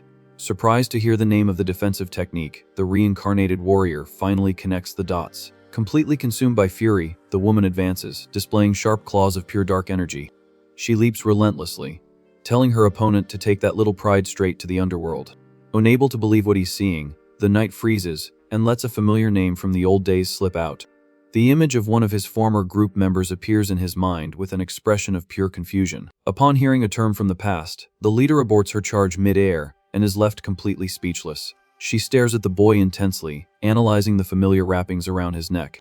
The demoness's mind travels back in time, remembering when the group of heroes met the feared knight. In the memory, the blonde paladin points to the great round mountain on the horizon, finding its shape suspicious. The immense structure rises from the earth, revealing two terrifying red eyes glowing in the dust. A colossal troll awakens from its hibernation, displaying a monstrous form to the curious travelers. The gigantic beast roars to the heavens, its chest overflowing with threatening, boiling magma. The monster lets out a deafening scream, ready to crush the poor human intruders. But the blonde man is surprised to realize that someone just fired the first form of the celestial sword. A beam of divine light pierces the top of the creature's head in an extremely precise and devastating attack. The massive energy tears through the colossus's body from top to bottom, causing devastating damage. Gushing blood everywhere, the giant topples, defeated in a matter of seconds. One of the allies quickly retreats, protecting herself with a golden barrier spell. The beast's fall kicks up a suffocating cloud of dust and violently shatters the stone ground. The troll's body drags across the earth, marking the brutal end of that overwhelming threat. The scene falls completely silent, with the creature's enormous face sunk unrecognizably into the ground. Soon, the sound of heavy footsteps echoes, breaking the silence from between the slain beast's immense teeth. The heroes get into a combat stance, prepared to face any imminent danger. They watch apprehensively and surprised as a silhouette stands atop the gigantic skull. Completely bathed in dark blood, the lone knight pulls his blade from the monster's flesh. With a reddish gaze of pure intimidation, he coldly asks if this useless little group is the supposed promised reinforcement. The paladin doesn't understand the hostility, reminding him that everyone there are allies focused on defeating the emperor. Turning his back, Glan states that they are just tools in the mission and nothing more. The warrior leaps from the corpse, decreeing that keeping a safe distance is the best choice for everyone. Walking beside him later, the blonde man laments that very deep feelings always become a dangerous burden. But the dark-eyed warrior immediately refutes the statement, saying he disagrees with that view. Leaving his companion behind, the young man says he couldn't care less what he thinks. With his face covered in dirt, he maintains his antisocial and closed-off posture to any friendly bonds. Observing the rude attitude, the group's leader asks her allies to forgive their colleague's difficult personality.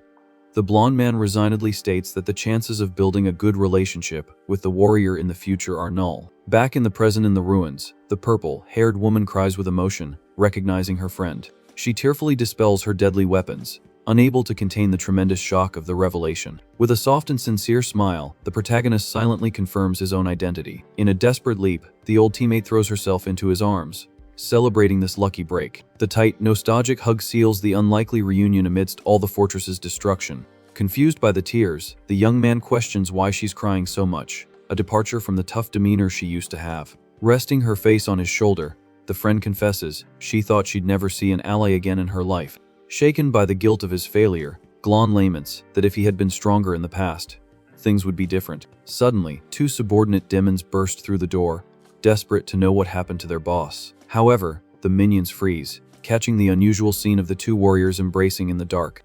Annoyed by the inopportune interruption, the leader shoos the servants away, yelling at them to get out of her sight. Soon, the battle's adrenaline fades, and the warrior feels the extreme pain of the broken bones in his chest. Worried, the woman extends her hand, activating a comforting green magic over his severe injuries. Sitting on the rubble, she asks if the boy has carried that weight of guilt alone all this time.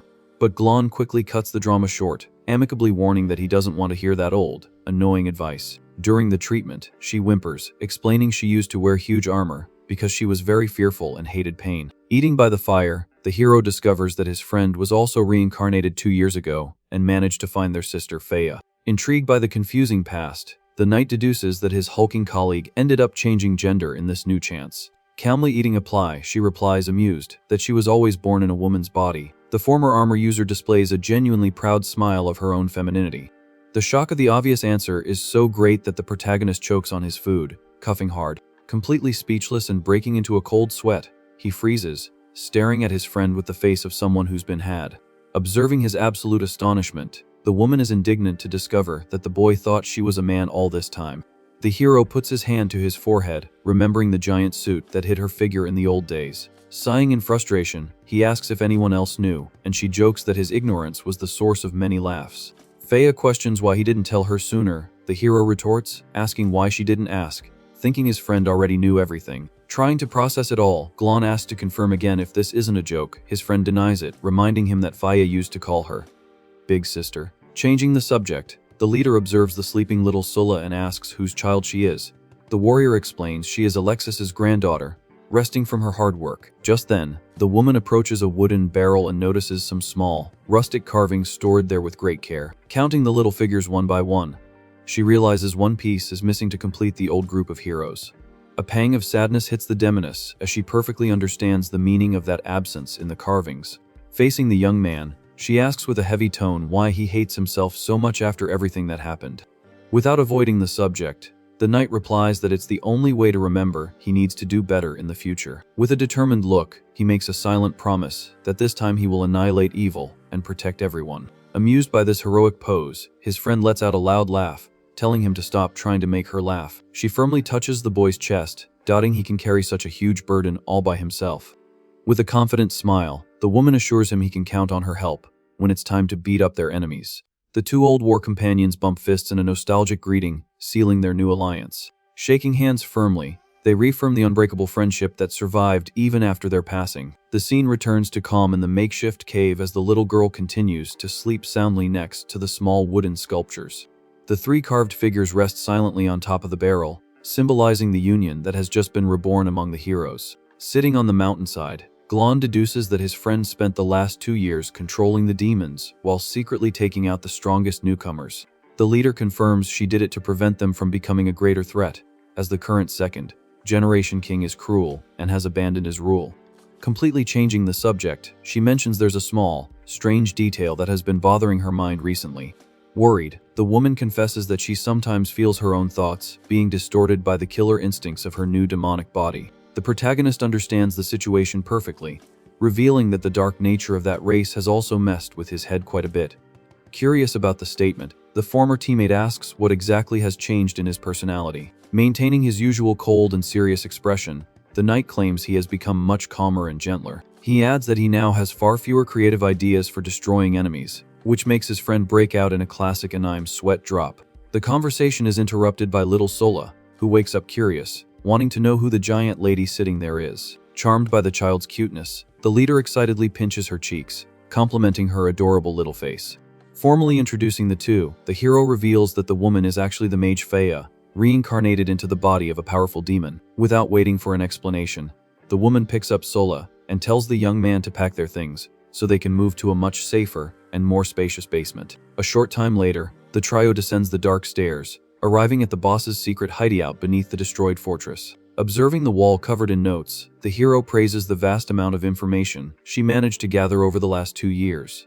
The intelligence board shows the dangerous hierarchy of the Demon Kings and how power was divided over the generations. Meanwhile, Sola complains to her giant friend, asking not to be treated like a decorative doll. Wearing new fancy clothes, the little girl asks if she looks pretty, even though she finds the outfit not very practical for combat. Faya boasts about her own sewing skills, and the hero confesses he thought she only knew how to make that old, useless grass skirt. Annoyed by the teasing, the woman retorts that their old resources were limited, and that the said skirt had a great beachy vibe. Completing the stylish look, the demoness places a small accessory in the girl's hair, stating that now it's perfect. Suddenly, the knight's attention is caught by a shiny object forgotten amidst the basement's mess. He picks up the immense, beautiful blue magic shell, immediately recognizing the item as the Call of the Sea of Souls. His friend says she got it from a merchant as a toll, but the young man explains it's an ancient artifact from a republic that fell centuries ago. According to the Academy records, the shell allows a person to quickly enter another's soul without much difficulty. Once inside, the visitor can observe all the body owner's past memories from the perspective of a ghostly spectator. The hero suggests using the ancient item to look into the leader's past at the exact moment they all perished in that final battle. He remembers feeling something very strange during his end, but was too weak and losing consciousness to pay proper attention. Handing over the object, Glan asks her to enter his soul to find out if some hidden event caused the group's reincarnation. The woman agrees without hesitation, taking the glowing shell and preparing to start the magic ritual immediately. Excited to discover the truth, the war companion confidently states that they should start the spell right away.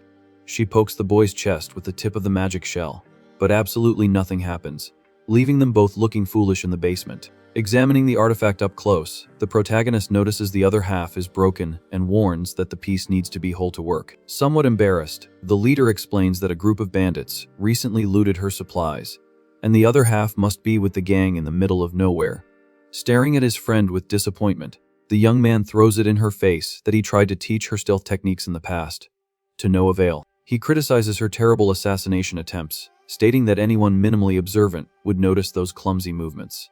Whimpering, the woman swears she'll train hard in the future, but the knight loses his patience and tells her to start training that very second. The scene shifts to a large bandit camp located deep within an isolated canyon among the dangerous mountains.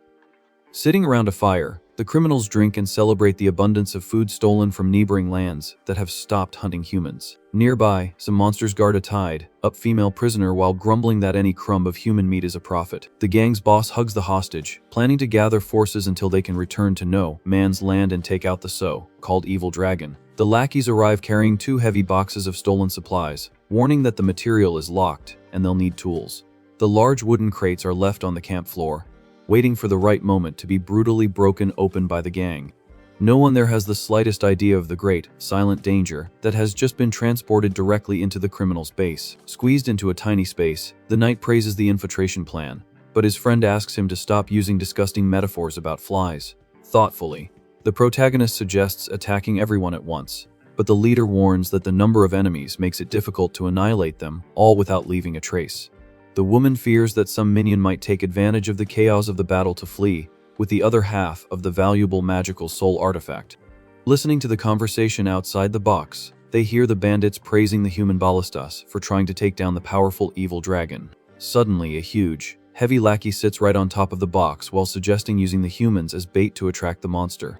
The chubby monster laughs at his own brilliant plan, wanting to wait for the 2 factions to finish each other off so the gang can easily profit in the end. The demon's weight breaks the top of the wooden crate in a violent explosion, sending sharp splinters flying in all directions of the camp. Completely startled by the bang, the bandit jumps up hastily and is confused to see that the supply box was supposedly empty inside. Taking advantage of the brief distraction, the former war companion uses her lineage technique, immediately activating the dangerous transformation of the ancient serpent. Hidden inside the other crate, the hero opens a small crack in the wood and calls Faya's attention to a very specific target outside. The view from the crack focuses directly on the gang leader walking through the courtyard with the glowing dagger and the subdued human hostage in his stone arms.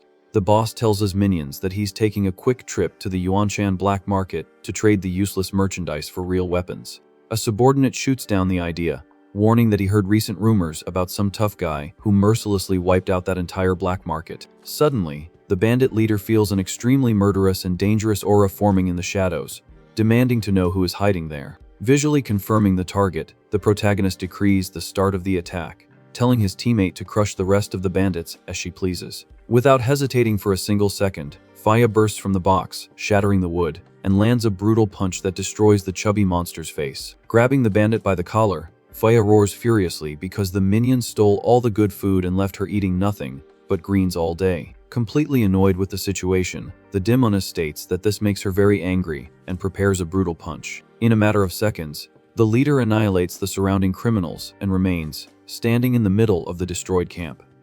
The gang's boss stares at the intruder in surprise, complaining that the serpent demon led the bone crushers to their hideout. Using the human hostage as a shield, the monster ironically praises the beautiful job the woman did by invading their base. Just then, the prisoner tearfully begs the hero to save her, revealing she was kidnapped and suffers terrible torture every day. Ignoring the victim's cries, the gang boss aggressively draws his blade and prepares for immediate combat. Surprising everyone, the supposed hostage breaks free and lands a strong kick on the bandit, warning that she was tired of this trash. The human winks maliciously at the knight and asks if the handsome guy is interested in the magic artifact. Holding the glowing blue shell, she taunts that the boy can become her new little toy if he can get the item. In the blink of an eye, the protagonist appears right in front of the woman, exuding an overwhelming aura of purple lightning. The minions are completely terrified when they realize the supposed hostage defeated their leader in a single instant. While crushing enemies with her shield, Faya notices her friend is still stuck in the old habit of completely separating attack from defense. Her friend reminds him that his current talent mark is perfect for integrating defensive and offensive moves simultaneously during combat. Glan understands the advice and warns that advanced web transformation techniques are universal, promising to teach her a few tricks. Faya concentrates her green magic power as the hero asks her not to resist and just feel the venom circulate through her body. Surrounded by the criminals, the demoness hears her friend guarantee that she will discover a new way to operate her talent mark. The warrior warns that he will demonstrate the energy flow only once and makes it clear that learning depends solely on his friend. A colossal barrier of golden light plummets from the sky, instantly crushing the bandits in a brutal demonstration of integrated power. Satisfied with the destruction she caused, the leader smiles and excitedly comments that the feeling of learning something new is really good. With the blue shell finally in hand, the protagonist puts the artifact away and decrees it's time to head back to the Hideot. Back in the safe basement, little Sola continues to sleep soundly on the table, quite relaxed. Holding the glowing object, the young man warns that the item is fragile and will break after use, leaving only one chance to see the past. Maintaining a firm and confident posture, the former mage tells her friend not to worry about it. Without wasting time, the hero places the shell on his own chest and tells the woman to prepare to start the spell. Immediately, a strong spiral of energy sucks in the surroundings as the ancient magic begins to connect the two souls. The scene changes drastically, and the reincarnated warrior appears standing in the middle of the vast and silent sea of his own soul. With a calm expression, he seriously warns the intruder not to snoop around things she shouldn't be looking at in there. Floating in the dark void, Faya clicks her tongue, doubting there are any great secrets hidden in that place. Suddenly, the water churns and a colossal stone statue emerges from the depths quite imposingly. The demoness observes the gigantic face of the sculpture with great attention, trying to understand its meaning. She realizes it's the god of mercy, but finds its appearance bizarre and mocks the knight's supposed kindness. Noticing her presence, the hero is surprised that he can also enter his own soul, and tells them to start the search right away. Before they move forward, a huge rift of red energy suddenly and terrifyingly tears through the dark scenery. The woman's eyes widen, completely amazed and shocked by the sight of that glowing portal. The flash illuminates the empty space, revealing the magical entrance that holds the crucial memories of the ancient battle. The scene travels to the past, showing the exact moment the knight raised his sword, completely bathed in blood. Walking through the wreckage, the friend marvels that she is witnessing the events that occurred right after her own passing. The nightmare comes to life before her as the warrior brutally rips out his own heart with his bare hands. A massive demonic eye glows in the darkness, revealing the Emperor's voice lamenting the need to use a pathetic emergency plan. A magic circle shatters as the monster activates the absurd ability to reincarnate its own soul into an extremely talented demon. The villain celebrates that his cause will live on, but suddenly panics, shouting that the magic hasn't fully formed. A divine light tears through the dark spell, and the Emperor realizes with frustration that the plan's failure was caused by the actions of that god. Watching the revelation closely, Faya murmurs their old companion's name, starting to understand the loose ends of the story. The painful memory ends, showing the protagonist's lifeless body stretched out in a huge pool of his own blood. The Emperor laments the abrupt interruption of his ritual, confessing he has no idea of the terrible consequences he will face. Though weak, the monster firmly guarantees that the magic will still be enough to keep him walking in the world of the living. Putting the pieces together, the leader panics absolutely, deducing that the great villain also managed to reincarnate somewhere. The former mage flies swiftly through the dimensional rift, warning that the memory of that combat ends at that exact point. Desperate to warn her friend, she lands near the bizarre statue and becomes very confused, not knowing if she is still inside his soul. The surrounding scenery transforms into a horrifying infernal pit filled with hanging corpses in a sea of pure blood and destruction. In the shadows, a familiar and terrifying voice calls to the woman, promising to show her the exact way to get out of that inferno. The dark figure confirms it is the knight, while the girl hesitantly approaches the red pool, trying to get a better look at the silhouette. Immediately, Glan's real voice echoes desperately, telling his friend to cover her ears because that creature is not him. She freezes in pure terror upon facing an abyssal, smiling monster overflowing with darkness in front of her. Reacting on pure survival instinct, the demoness activates her purple aura, preparing to face the lethal threat. Suddenly, a gigantic pillar of energy collides with the ground, tearing through the dark beast in a deafening impact. In his glowing spiritual form, the true hero smashes the creature with a punch and tells the woman to get out of there as fast as possible. Using all his strength, he grabs his friend's hand and violently pulls her out of that dark nightmare in the blink of an eye. The duo returns to reality, panting in the basement, and the leader collapses to the floor, terrified, questioning what that abomination hidden in his soul was. Leaning against the bookshelf, the knight deflects, saying he'll explain the secret later, and prefers to focus on the discoveries she made about the past. His friend recants all the terrifying details of the spell she witnessed. Confirming the worst suspicions about the outcome of the Great War, she explains that the Emperor's assimilation ability was received from a third party, revealing that the ancient Demon King had usurped this great power. Worried, the woman declares they need to find and control the villain before he regains his intelligence and destroys the world again. The board of notes shows the complex demonic lineage and how the kings vied for control of the race throughout its bloody history. Scratching her head in confusion, the leader remembers another very important detail that left her quite intrigued during the spiritual vision. Staring thoughtfully at the ceiling, the warrior bluntly asks about the whereabouts of their missing former companion. Shaken, Faya confesses she didn't notice what happened to her, as the chaos of the final battle demanded the full attention of all living warriors. The heavy subject is interrupted by Sola complaining of hunger, making the demoness smile, and suggest they prepare a good dinner together. The hero sighs heavily, understanding his friend's hesitation, and warns that lying won't ease the pain of that inevitable truth. Hugging the little girl, the woman's face is overcome with the deep sadness of not being able to give her teammate good news. Closing her eyes bitterly, she whispers, feeling a huge weight on her chest.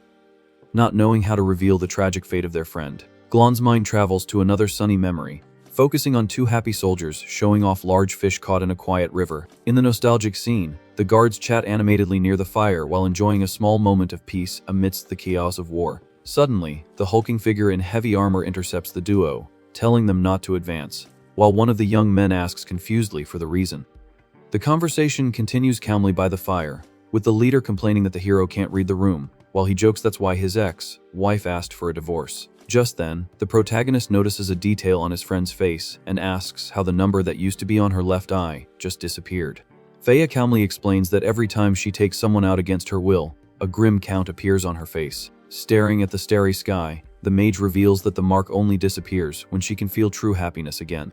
The knight smiles, understanding the situation, commenting that their reunion after so many years has finally brought back the feeling of having a home. He praises his companion's sincerity, stating that despite her tough exterior, she cares a lot about others and is a great partner. The demoness points to the sleeping little Sola and comments that the girl's adorable presence wards off sad days and brings much joy. With a soft and affectionate gaze, the woman focuses entirely on her friend's face and affirms that he is also the reason for this happiness. Surprised by the sudden declaration, Glan just returns the gaze, processing the great emotional weight of those sincere words. Both their thoughts soon travel to their missing ally, with the leader lamenting that Soika may have had a very different and tragic fate. The hero's face darkens with a grim and painful expression, accepting that the loss of his friend has become another blood debt on his account. Soon after, the reincarnated warrior stands up and stares at the region map tacked to the hideout's stone wall. Consumed by an uncontrollable rage, the knight smashes the paper with a violent punch, vowing to make the culprits pay with blood. The scene then shifts to the village of Hardstone on the kingdom's border, revealing a place completely destroyed by flames and marked by loss. Amidst the chaos, a centaur monster proudly flexes his muscles and laughingly states that only hard training can strengthen the body. Lying on the blood-soaked ground, a wounded man hugs a desperate little girl to protect her from the massacre. The girl cries out for her father, while the man tries to calm her, promising they will be saved soon. Amused by their desperation, the centaur monster charges forward furiously, announcing he will speed up the slaughter. The father flees, running through a pool of blood with his daughter in his arms, fighting bravely to survive the carnage. Touching the little one's face, he bitterly laments that the first thing she witnessed upon awakening was pure suffering. Relentlessly, the equine beast continues its sadistic pursuit, crossing the destroyed landscape at full speed. Suddenly, the monster freezes mid-stride, feeling a strange pressure, and wonders what is happening there. Crying with guilt, the man apologizes, stating it's all his fault for waking up too late and causing so much pain. In a brutal and merciless act, the father's head is completely destroyed in a grotesque explosion of blood. The little girl is traumatized by the scene, and her eyes begin to glow with an intense red hue. A dark and suffocating aura engulfs the area as the true identity of the former demon emperor begins to awaken in that body. Alone in the reddish pool, the child remains standing and completely still before the decapitated corpse. Staring into the void, the little girl questions with a grim voice why her own creations have become so depraved. Monstrous shadows surround the area as the entity laments that the goal was simply to exterminate targets quickly and without torture. The reincarnated emperor repudiates the beast's sadistic pleasure and declares that this was all a huge mistake, leaving the centaur completely confused. Unleashing an overwhelming power, the little girl invokes the ultimate extinction technique and instantly disintegrates the entire horde of demons.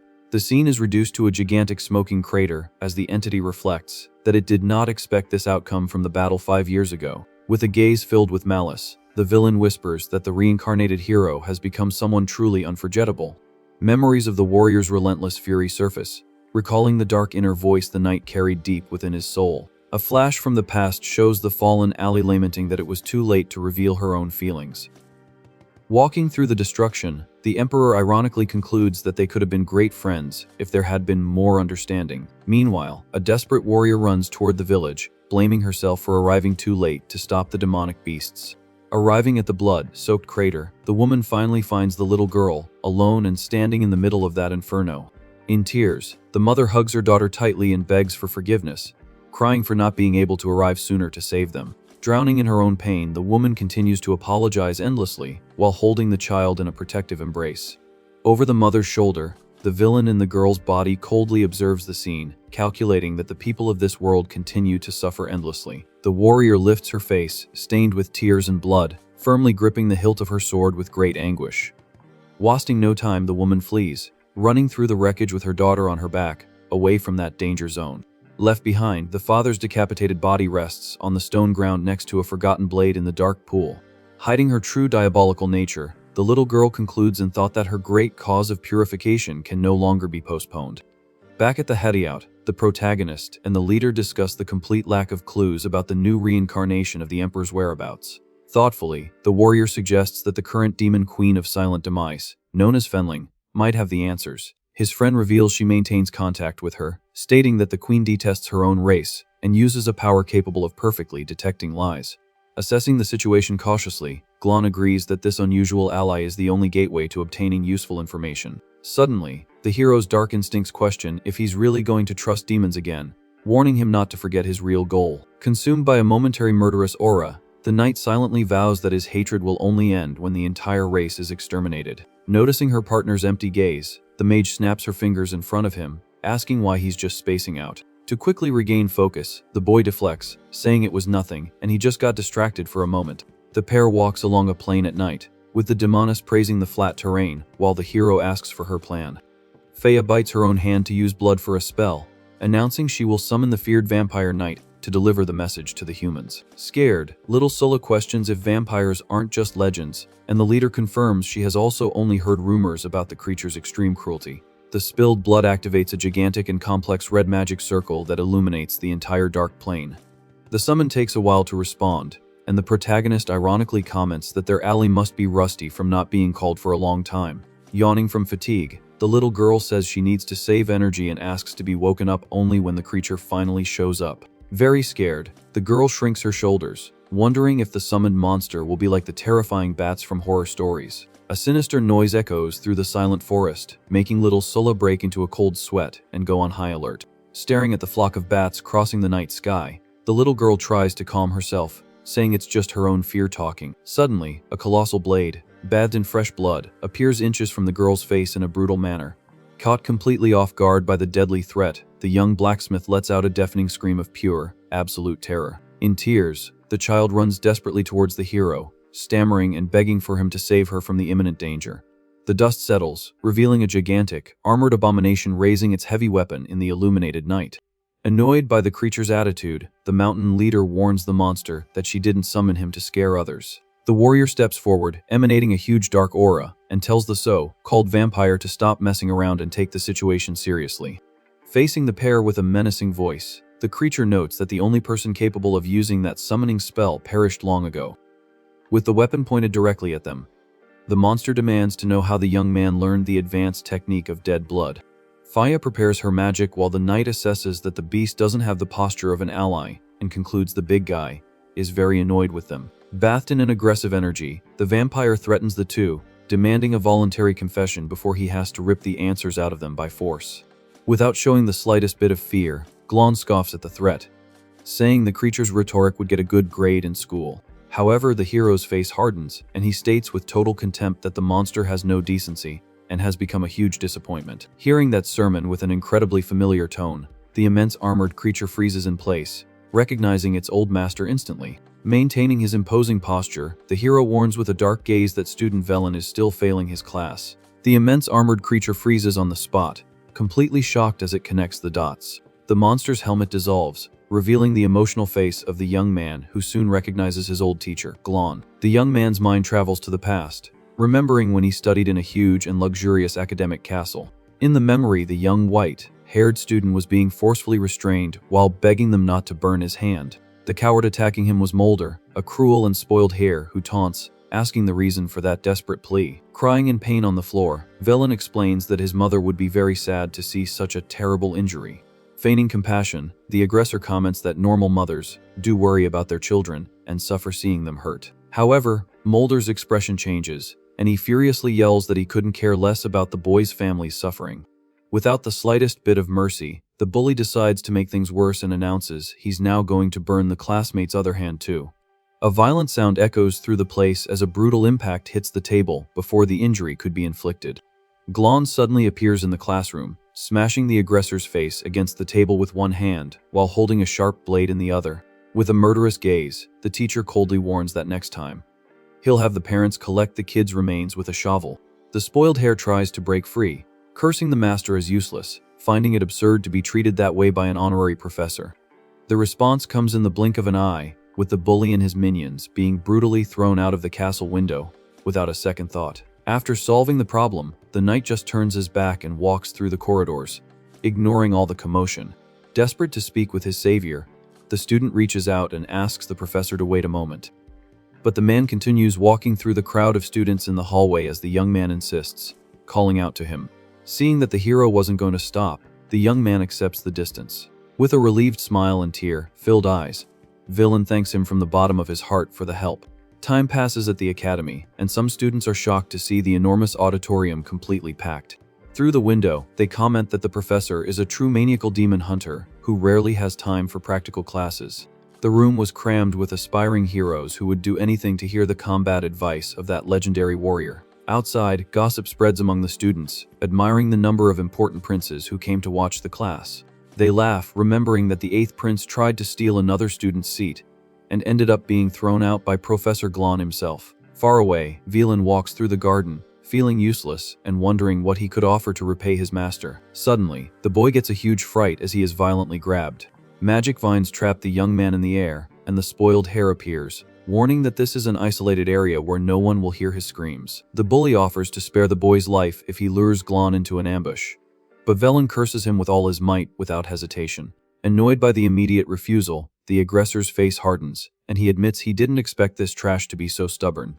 Tightening the magic, the coward tells the boy to enjoy the feeling of having his bones slowly crushed while he plans where to bury the body. Agonizing in pain, the student thinks to himself that he needs to stop these thugs to protect the professor at all costs. His vision begins to darken as the pressure from the vines increases absurdly. The young man laments his own weakness for being afraid to train and get out of breath, but suddenly Glan plummets from the sky, shattering everything.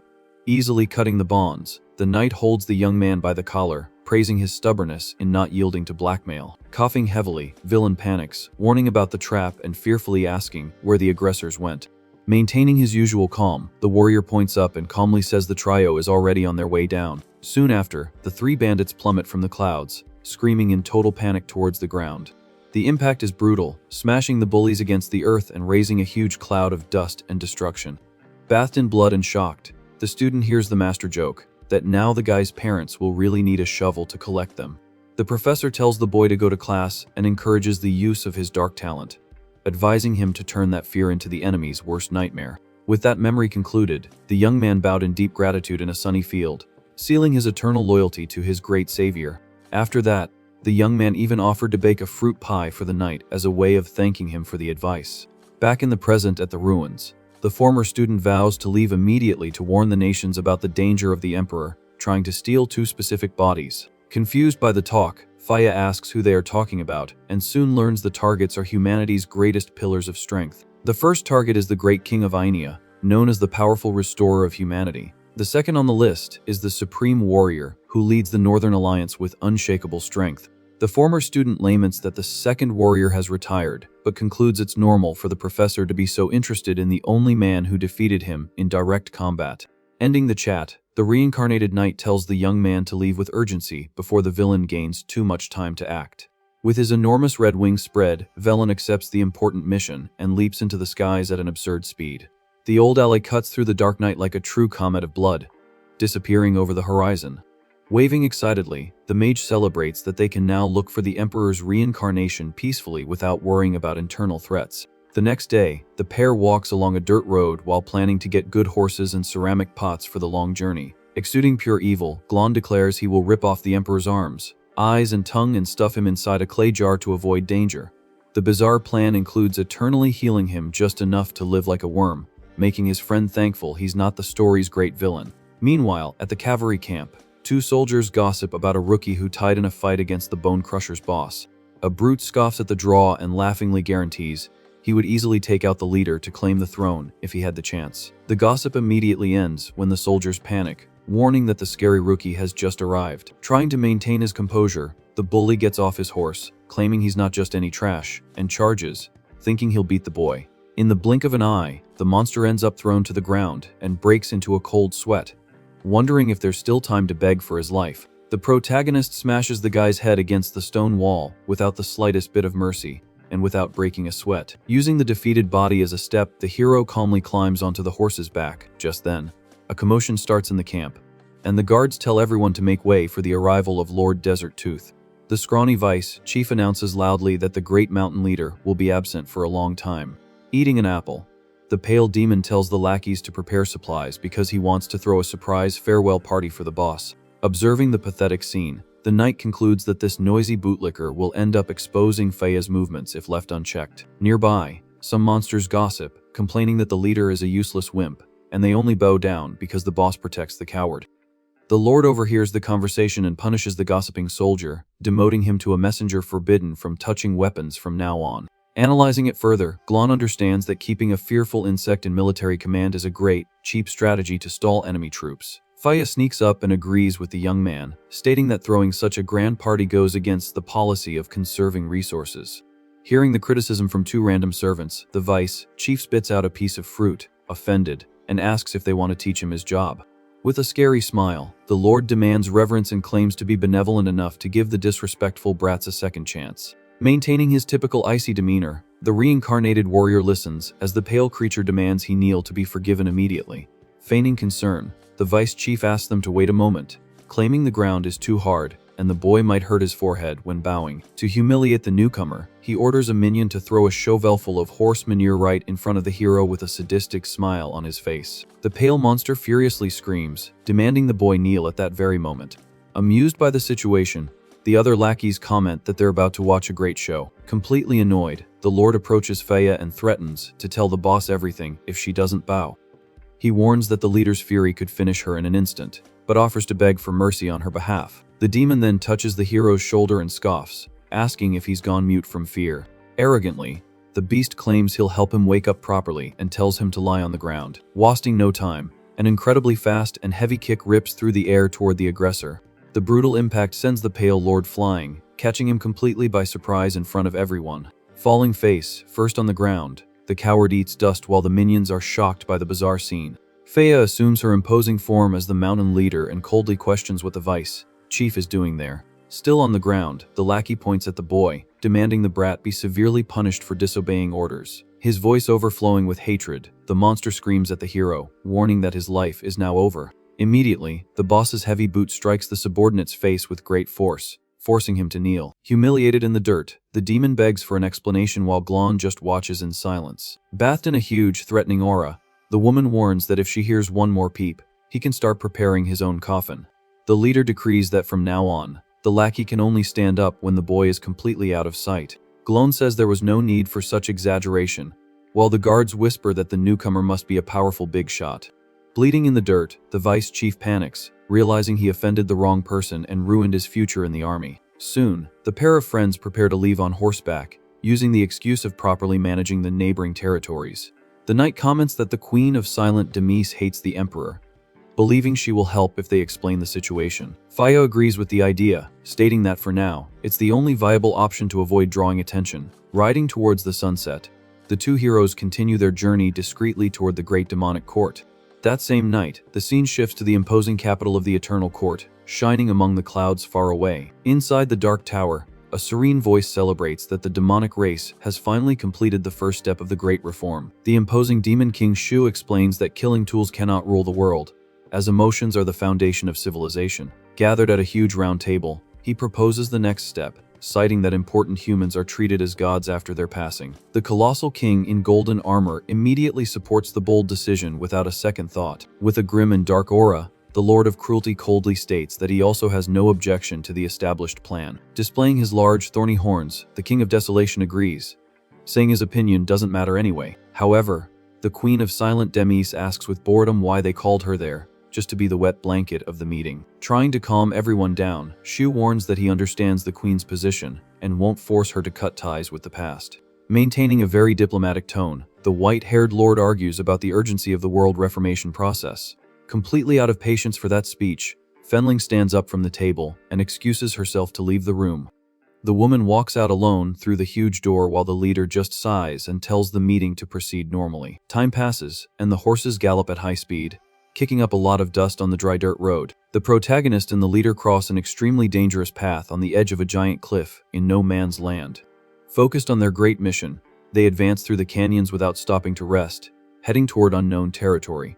Meanwhile, the vampire knight tears through the skies like a flying comet, traveling without sleep to warn humanity. The huge, winged former student finally approaches the great walls of the human kingdom's restoration capital. Inside the beautiful, illuminated palace, an old human king receives his counselor and asks him not to be so formal at dinner. The white-haired warrior silently analyzes Emperor Hoya, noting that this is the first time he's seen him in person. He recalls the rumors about the ruthless monarch who ascended the throne with blood on his hands, and wonders who he really is. Calmly eating a bowl of soup at the table, the old man recognizes him without fear as the feared vampire knight. Wiping his mouth with a clean cloth, the king praises the young man and regrets not having attended his military appointment ceremony in the past. Showing great hospitality and calm, the old monarch points to a chair and amicably invites the monster to dinner. Maintaining a rigid military posture, the warrior praises the great king's honest sincerity in treating his subordinates there. He then orders the royal historians to urgently note the emperor's excellent behavior in the kingdom's official records. Already seated at the table, Velen hears the old man joke that the counselor always criticizes him, finding the young man quite different from what the rumors said. The old man takes another spoonful of hot soup and calmly asks for the full report on the Demon Emperor and the 5 heroes. Straight to the point, the vampire lord warns that the king must avoid taking any lives to not risk being assimilated by the hidden villain. The monarch stops eating and reveals that he sent his powerful ally to a distant island almost 4 years ago, using retirement as an excuse. Without losing focus, the old man says he will send a secret agent to quickly deliver the message of danger to the isolated warrior. The former student stands up from the table, announcing that a spy infiltrated in the demon's territory has just returned and requests an audience. The king lazily complains that it's nap time and suggests the counselor himself take the lord to rest in the luxurious guest room. Walking through the bright palace corridors, the human praises the so-called spy, stating that the boy is very competent in his dangerous work. Suddenly, a huge rhinoceros monster falls to its knees on the stone floor and reports bringing vital information about the enemy troops. Slowly raising his gaze, the huge beast is absolutely shocked to come face to face with a feared vampire knight walking freely there. Noticing his subordinate's great surprise, the counselor breaks the tension and decides to formally introduce the two right away. He points to the muscular monster and reveals that this is his best secret spy, making the situation even more strange and unusual. Ignoring the Pale Lord's intimidating presence, the rhinoceros warns that the enemies are gathering a gigantic army to attack soon. The human says the emperor had to urgently organize the troops and asked him to escort the tired guest directly to his room. Velen scoffs, finding it bizarre to trust a demon helping humans, but the spy retorts that it's just a very well-paid job. The rhinoceros firmly argues that in this chaotic era, the weaker ones need to find rich allies and profit to survive. Displaying 2 solid gold bars with a big smile, the monster ironically asks if the young man can guess which one was made by humans. Already seated in the comfort of the large room, the vampire concludes that the current war is not his problem, and just ignores the other's provocation. The big guy quickly pockets the money and confesses he just wants to save up some cash to escape this inferno and live in peace on another continent. Amused by the situation, the white-haired lord comments on how ironic it is for a demon to be selfish and peaceful amidst so many killing machines. Annoyed by the unnecessary moral lecture, the rhinoceros crosses his arms and says he'd rather be greedy than pretend to be a righteous hero. He mentions that the old master Glan was a true example of purity, always fighting to protect the innocent from evil without hesitation. However, the beast raises a cruel doubt in the conversation, asking if the warrior was really good or just fought to satisfy his killer instinct. The spy questions with tremendous malice what great dark secrets that supposed savior hid in the depths of his own empty heart. Continuing the dangerous provocation up close, the big guy suggests the knight might have been lying to himself the whole time. Hearing his beloved master offended in such a way, villain explodes in pure fury, summoning dozens of blood energy swords around him. With a completely lethal and icy gaze shining with hatred, the young man warns the monster to think very carefully before opening his mouth to spew nonsense. Sweating coldly with the large blades at his neck, the coward backs down, saying it was just a silly theory and that the hero used to help him beat up bullies at school. The rhinoceros spy continues his taunt, questioning what the hero would do if he had to choose between the greater good and his selfish desires. Far away, the sun illuminates the vast and silent no man's land as two horses rest and drink water peacefully at a small lake. At the camp, Glan fills his canteen and comments with relief that they haven't encountered any bandit groups blocking this isolated road. Faya tells her partner not to let his guard down, advising Sola to learn some self-defense techniques in case they are attacked. The little girl excitedly agrees, reporting that her forging speed has already surpassed her grandfather's and feeling that someone is secretly helping her. The leader warns that geniuses can go their whole lives without discovering their talents if they don't explore them, deciding to teach the basic application right there. The knight explains that people with a talent mark generate energy all the time, spreading this power through their bodies invisibly. Focusing his gaze firmly, he details that the basic application is divided into mobilization, release amplification, and energy shaping. Wasting no time, the reincarnated warrior demonstrates the technique in practice, releasing a strong dark aura around his own body. He describes that mobilization channels energy from calm areas to strengthen crucial points of the body, making them as hard as stone. Then the hero points out that it's also possible to spread the power externally to create a kind of hollow defensive surface. Remaining calm, Glan recalls that the former demon from whom he stole the talent used this exact technique to deflect attacks. The young man instructs Sulla to learn mobilization first, telling the girl to feel the energy flow and concentrate it in her own hands. The girl raises her hands impressed and excitedly announces that she's finally feeling the magic power begin to circulate. Holding the hammer with the tool glowing intensely, she concludes with wonder that it's much easier to swing the weight now. The protagonist explains that the girl can use this mobilization to enchant the hammer, revealing that many sword techniques use this principle. However, the knight makes it clear that the effect on external objects causes rapid wear, with rare divine steel weapons being a major exception. With the theory lesson over, he declares they will train defense first to ensure her survival in dangerous situations. Determined, Sulla holds a small sword and trusts that her reinforced defense will withstand her friend's weak blows without a problem. Immediately, the hero charges in with a swift cut and coldly warns that he'll heal her broken hand after the impact. The young man's sword collides brutally with the girl's block, generating a strong spark of glowing energy at the point of impact. The absurd force of the attack throws the little blacksmith back violently, making her skid across the rocky ground. At the last second to protect herself, small guardians of pure golden energy materialize over the little girl's closed fists. Observing the little figures on her own hands, the girl beams and states that humans always awaken something in a critical moment. She excitedly explains that she used the energy to create those defensive forms and quickly asks what the next step of the magic training is. The warrior warns that amplifying power as a beginner is dangerous and can cause cardiac arrest, suggesting she focus only on release and shaping. Focused on the exercise, the young girl extends her palm to try and release the raw power directly into the air without using an object as a base. A blinding golden light fills the camp and wakes up leader Faya, who observes the girl's spell, quite impressed. The mage approaches excitedly and tells the girl to trust her own imagination to give form and fully materialize that hidden talent. With this instruction, Sulla manages to summon dozens of small golden figures that march cheerfully across her outstretched hand. Excited by the progress, Faya suggests putting more energy into the summons to see if they have automatic combat functions. Immediately, the Golden Guardians raise large magic shields on the little girl's arms, assuming a solid guard posture. The young girl celebrates having awakened an acquired talent mark, while the warrior explains that a lot of effort allows one to reach this rare level of power. Suddenly, a large flock of wild birds takes flight in the distance, breaking the silence and tranquility of the mountains. Noticing the abnormal commotion in nature, Glan tells them to put out the fire quickly because something dangerous has scared the animals nearby. The scene shifts to the arid desert, where a small group of humans struggles to advance, carrying a heavy stretcher. The fearful soldier thanks his lucky stars there are no pursuers, but the captain tells him to shut up so he doesn't expose their identity.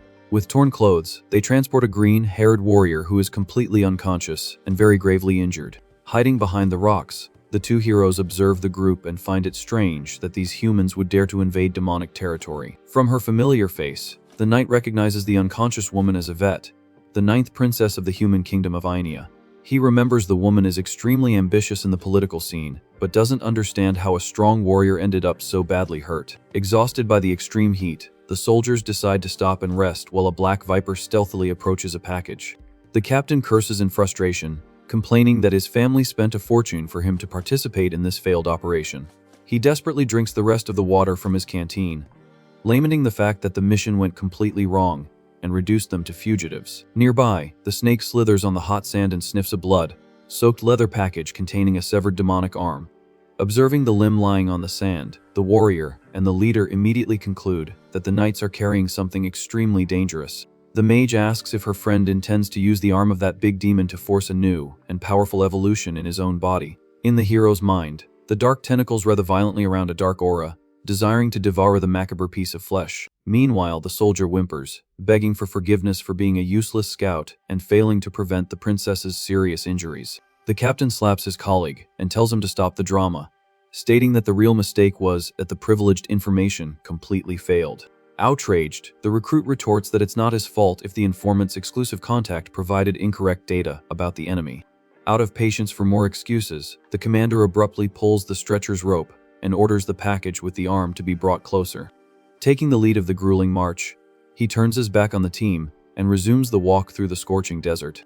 Displaying false courage, the captain arrogantly proclaims that an honorable knight of his kingdom never gives up on a mission halfway through. Suddenly, the group's leader stops, confused, and questions how the young mage knew there was a water source just ahead of them.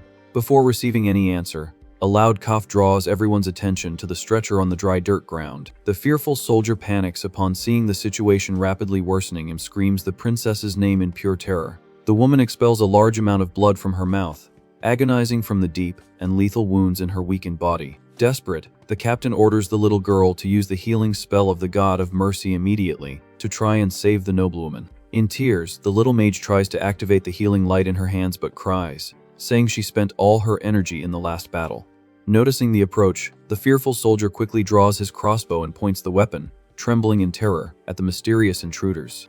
Glan and Faya walk calmly through the desert, emerging from the shadows without showing any concern for the small group. In absolute panic, the archer yells a warning that they are members of the demonic race and fires his weapon immediately. With a single finger, the leader blocks the arrow in mid-air and disdainfully warns that her faction does not attack humans without clear provocation. Displaying a bright green healing aura in his hands, the reincarnated hero approaches, offering a favorable deal to save the princess.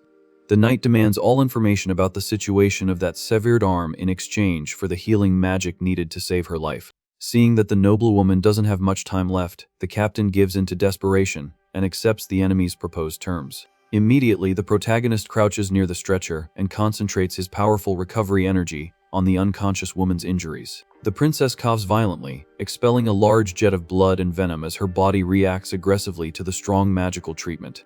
Thinking the leader has been poisoned, the commander loses his mind, grabbing the boy by the collar and yelling, demanding to know what he did. Maintaining a deadly and completely icy gaze, Glan just warns that the useless human is making too much noise. In a quick move, the hero throws the soldier to the ground by the neck and advises the newly healed woman not to make any sudden movements. Still very dizzy and weak, Yvette regains consciousness, sitting up on the stretcher while trying to understand the miracle that just happened. The little mage is amazed and frighteningly notes that this absurd level of healing rivals the powers of the Lord of Desolation himself. Ignoring her own weakness, the princess smashes the captain's head, ordering the brute to apologize to their saviors immediately. The princess expresses her gratitude, noting they can communicate normally, just like the demon Lord Lemmersdorf. Maintaining his cold demeanor, Glan warns that now it's her turn to deliver what he wants. Yvette hesitates in silence, unsure if she should reveal the confidential information.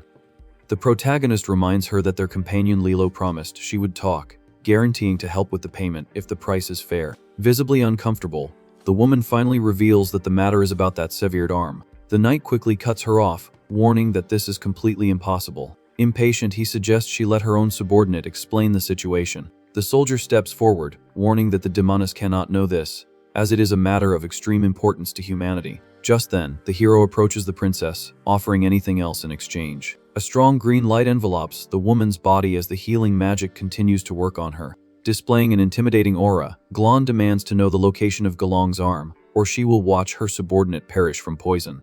The captain is shocked to realize the lethal threat against his own life. Yvette is startled as the boy holds the human, claiming the poison only causes weakness, and that he's just bluffing. The hero whispers in the captain's ear, asking how he will explain the princess's demise to King Hoya. Desperate with the blackmail, the soldier panics completely, not knowing what to do. Yvette tells them to stop, stating it's better to go out with honor than to submit to this humiliation. The captain asks her to ignore the boy, but the princess firmly wields her sword. Leaning on the blade, the noblewoman warns that she will regain her power soon, and that the enemy is the one who should be worried. Fea questions if she is sure about that, acknowledging that the royalty of Ainea truly has no cowards. The mage comments that her subordinates are only holding on through sheer willpower, making the captain give in. The soldier quickly confesses that the severed arm is under the control of a lord. He reveals that the target is the great warlord Jir. The warrior explains that this monster was a direct confidant of the cruel first-generation demon king. After the fall of his old master, the beast became a bandit, wandering through various places, afraid of being pursued. The spy details that the team obtained secret intelligence confirming the possession of the artifact. The princess's intention was to recover the hero's remains to boost the human army's morale. However, the mission went wrong because the monster had already fused the arm to its own body. The creature's strength surpassed all expectations, catching the group by surprise and gravely injuring the princess during their escape. Glan understands the report and quickly asks for the enemy's exact location. The captain informs him that the target is resting in the ruins of Mud Cow City before heading to the Court of Silent Demise. Fea ponders that they will need to come up with a very clever plan to steal the item from that powerful warrior. The human yells, demanding they heal the princess immediately, since he provided all the information. Fulfilling his part of the deal, the protagonist snaps his fingers to nullify the effect of his magic power. The knight calmly lowers his hand as the dangerous energy dissipates into the air. Yvette slowly stands up, reassuring the captain, and asks Fea to hold her sword. The noblewoman bows her head, apologizing for the confusion, admitting she shouldn't have tried to be so clever. Annoyed by the manipulation, the soldier curses the boy, calling him a despicable beast. The hero ignores the insult and just says it was a simple poison from which she would recover very quickly. Sula watches the scene, frightened, while the captain whimpers, wondering if he will face military punishment for his actions. Displaying his typical coldness, Glan tells the soldier to get up off the ground. The young man absolves the human of guilt, taking full responsibility for not explaining the situation properly. The princess advises the group not to worry about the arm, as they are no match for the lord, suggesting they get some good rest. Suddenly, the captain goes on high alert, warning of enemies approaching quickly. A swift monster cuts through the desert landscape, running at full speed and kicking up dust. The soldier yells for everyone to form a defensive line and prepare for the imminent attack. 4 bandits appear on the dune, celebrating having found the group sought by the Great Lord. The criminal gang's leader says the boss only wants the heads, so they can keep the valuable pelts. Yvette wields her sword, telling everyone to hold their position until she recovers, and the boy immediately agrees. Analyzing the defensive formation, the monster praises the enemy's tactic, knowing they will pick them off one by one if they separate. The frog criminal tells his brother not to worry, guaranteeing he will wear down the prey first. Bathed in a green aura, the demon tells the targets to pay close attention to his question. He poses a riddle about a rooster born from a common egg that can speak human language, asking about the creature's origin. Activating his talent seal, he warns that their power will be continuously drained if they answer incorrectly or remain silent.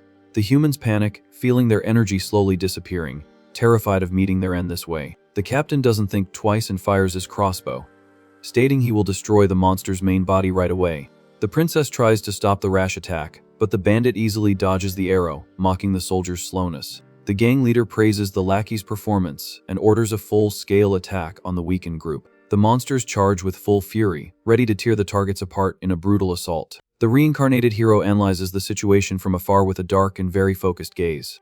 In the blink of an eye, Glan advances like a purple lightning bolt, cutting through the enemies with a devastating attack. Bathed in a violent purple aura, the knight stands surrounded by the shattered demons. The princess is completely shocked to witness the brutal strength of this mere farm boy. The protagonist continues the massacre, slicing through more criminals, and tells the noblewoman to consider it a gift for their alliance. Finishing the job, he guarantees that if the two groups cooperate, the valuable arm will belong to them. A colossal explosion of dark energy sweeps the scene, disintegrating the entire horde at once. With all that bloodshed, the warrior's power advances directly to the third seal. Wearing his imposing dark armor, the hero notes that this form still has room for improvement. A vet raises a huge curtain of magic sand, telling the boy to ask the question quickly.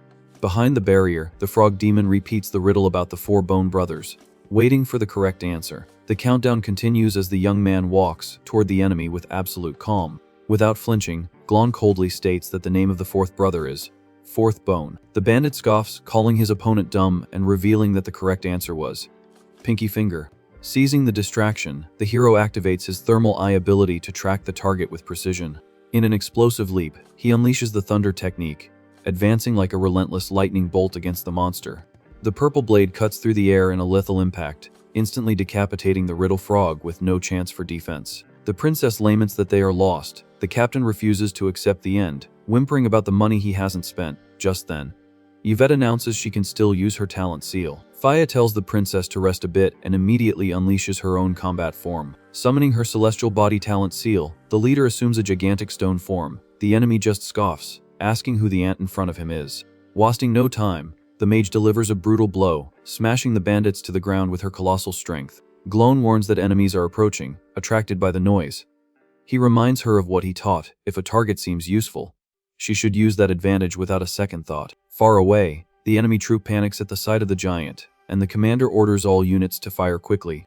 Seizing the opening, the leader grabs the captain and hurls him through the air with all her might. The human soldier hits the archer's head, unlike a bowling ball, destroying the enemy formation in a violent impact. With the path clear, the imposing stone giant raises a colossal sword, ready to finish the job against the fortress. A devastating slash tears through the scene, slicing through the defenders without giving them any chance to react. Agile and lethal, the reincarnated hero advances, destroying barriers with his relentless dark energy. Just then, the protagonist turns his head, sensing a dangerous movement coming from the direction of the setting sun. Flying against the sunlight, a winged creature approaches, tearing through the skies of the arid desert. The warrior duo watches the beast land, kicking up dust, preparing for the new threat that has just arrived. The mage comments on the brutal fame of that region's evil dragon. The young man thinks the beast doesn't want to fight but advises extreme caution. Resuming the conversation, the princess agrees to the alliance, stating that the duo's monstrous strength will be very useful on the mission. The hero seals the deal to face Jir together and split the arm in half, a proposal the noblewoman accepts without hesitation. The scene shifts to the night camp by the lake, while the boy secretly plans to steal the entire piece at the first opportunity. Sitting near the fire, little Sulla hands food to the leader, who devours it eagerly after the combat. The group enjoys the moment of peace in the desert to recover the energy lost in the last battle. The princess tells the soldier to stay alert for a possible betrayal by the demons. She stands up to talk while he vows total focus. Noticing her approach, Faya alerts her friend. The knight observes little Sulla and curiously asks if the human is their slave. Nearby, the soldier laments negotiating the hero's remains. The girl comments on the immaculate knight, and the human agrees, praising his idol. Fanatically, the captain boasts that his handsome face can't have scars, wanting to be as flawless as the legendary Maravek in fights. Interrupting the bootlicking, the reincarnated warrior approaches, asking to try the famous cheese from the human's homeland. Savoring the food, the hero feels homesick. The soldier cries, grumbling that his mother bought that and it was very expensive. Startled by an intruder, the captain jumps back, screaming in terror, not understanding who just appeared. The human retreats with his crossbow in hand and asks, completely confused, if the mysterious figure in front of him is a monster. With a calm smile on his face, illuminated by the fire, the blue-haired man calmly confirms he is of the demonic race. Trembling with fear, the archer turns to Glan and desperately asks if this smiling guy is his friend. The entire camp falls into absolute silence, staring at the mysterious intruder who suddenly appeared without making a sound. Maintaining a serene expression, the enemy draws his longsword from its sheath, preparing to act under the moonlight. As swift as water, he unleashes his fluid sword technique, brutally slicing off the archer's fingers in the blink of an eye. The soldier screams in agony, clutching his mutilated hand, while the little girl is shocked by the sudden violence. The princess freezes, recognizing the flowing water sword technique, and the protagonist's eye widens in complete surprise. The man walks into the darkness, revealing his true identity as Miravech, the famous immaculate knight and fallen hero. A chilling air fills the desert as the legendary swordman faces his victims bleeding on the soft sand. Understanding the gravity of the situation, Yvette wields her blade, assuming an extreme defensive posture to survive. The corrupted knight politely announces that he has come to capture the princess, following direct orders from his new master. On the dirt ground, the delicious human cheese lies, stained with blood next to the soldier's freshly severed fingers. Believing it to be a copycat demon, the woman assesses his absurd strength and immediately begs for Glan's help. Maintaining his coldness, the boy refuses to help, claiming there must be a misunderstanding, and suggests they negotiate first. Walking forward, the reincarnated warrior faces his former teammate in a tense, silent reunion. The protagonist focuses intently on the blue-haired man's face, noticing the deep damage to his old friend's body. The fallen knight smiles, his face scared, commenting that he already suspected who owned such a murderous aura. Miravech soon recognizes his old allies, complimenting the mage's giant size before noticing something very bizarre. Feya rolls her eyes, commenting that their terrible judgment proves they are like true blood brothers. The princess yells, warning them to be careful, but Glan doesn't wait and launches an attack against the enemy.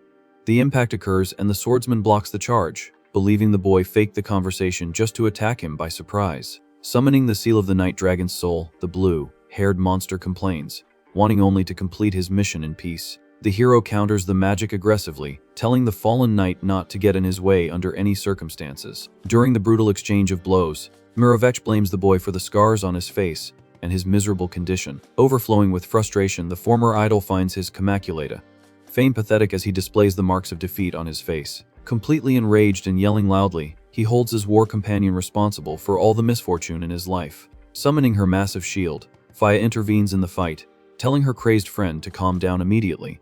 With an ironic smile, the swordsman backs away from the shield, questioning how he could possibly be calm in this absurd situation. Agile in the air, he unleashes his lethal flowing water technique, guaranteeing he only needs to follow his current master's orders. The hero advances through the slashes, noticing the brainwashing in his former ally. He bitterly concludes he has no other choice here. Feya appears with her fist charged with glowing energy and warns that she's going to beat him until his sanity returns. The blow lands, but the enemy activates his white mist mirage, arrogantly warning that his mind has always been very clear. The leader's crushing fist passes through the false image, shattering the mist mirage in a useless impact against the ground. The hero praises the use of light to hide the body and tells the princess to get close quickly, because she is the main target. Wasting no time, the reincarnated warrior focuses his energy into his eyes and activates the lethal thermal vision to track the enemy. Appearing out of nowhere, the blue-haired knight unleashes a powerful cage of fire mixed with his flowing water technique. The fiery circular attack completely envelops the princess and her human allies, trapping them in a hot cage. The boy deactivates his magic, noting that the enemy prepared that intense heat just to nullify his thermal vision in the battle. Facing the high flames, the knight suggests the mage test that new and dangerous defense technique she's been training. Uniting their powers, the leader summons the impenetrable shields of dawn, while the protagonist spreads his network of lightning. Inside the trap, the little one tries to heal the injured archer but cries in despair, unable to focus due to the brutal heat. Suddenly, the enemy blade slashes through the air toward the little girl, who screams in terror as she sees her end approaching. The blue villain coldly warns that he only cut the soldier's hands to spare innocent lives, demanding they don't waste the warning. Just then, the absolute blockade of golden shields closes the siege around them, trapping their escape amidst the destructive flames. Trapped in the perfect barrier, Miravech praises the spell. The captain is shocked to finally recognize his idol's face up close. Indignant, the human spits insults, saying a monster could never be the legendary hero, and the swordsman finds this audacity amusing. Completely loyal to his former hero, the soldier yells that he wouldn't be a worthy knight if he let this great offense pass. Facing the boy, Miravech asks if he knows why he fought his whole life for the title of first knight, but was always called the second. The swordsman assumes a sinister posture and explains that this title belonged exclusively to King Hoya's eldest son. Transforming into a colossal beast, the former ally praises how fair the demonic race is, since only supreme strength reigns there. Overflowing with ambition, the flying monster warns that if he has enough power, it's not impossible to become the new demon emperor. Wasting no time, the gigantic blue dragon fires a massive blast of pure, devastating energy at the group. The absurd impact creates a huge explosion in the desert, completely destroying the cage of flames and the defenses around them. Faya holds her heavy shield firmly and instructs Princess Yvette to take advantage of any opening that appears above their heads. Just then, the winged beast quickly takes flight, generating a powerful energy vortex that consumes everything around it. Seizing the opening, the mountain leader activates her talent and launches herself into the sky, like a true missile, toward the target. From above, the creature scoffs at the mage's charge, considering the attack a completely insignificant trick. But Glan suddenly appears in the air, covered in an explosive and lethal aura of purple lightning.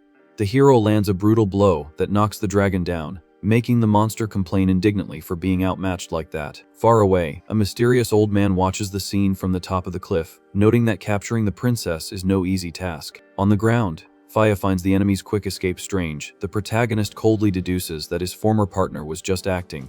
The knight's mind recalls the clash of swords in the battle, when Merevech asked if he was looking at his face. In the memory, the swordsman admired himself in the mirror while a young woman healed his bruised face. The young man rubbed a feather on the wound, wanting to create a majestic scar, claiming the future first knight couldn't have such a smooth face. Despite the trick, he admitted he needed a real mark from an intense battle so as not to deceive himself. Staring at his own reflection with determination, the hero affirmed that he desired the recognition of the entire world. With great pride, Merevech guaranteed that he also sought his own approval above all else. In another moment from the past, the young man activated his healing magic upon noticing the stealthy arrival of the old chief, Julong.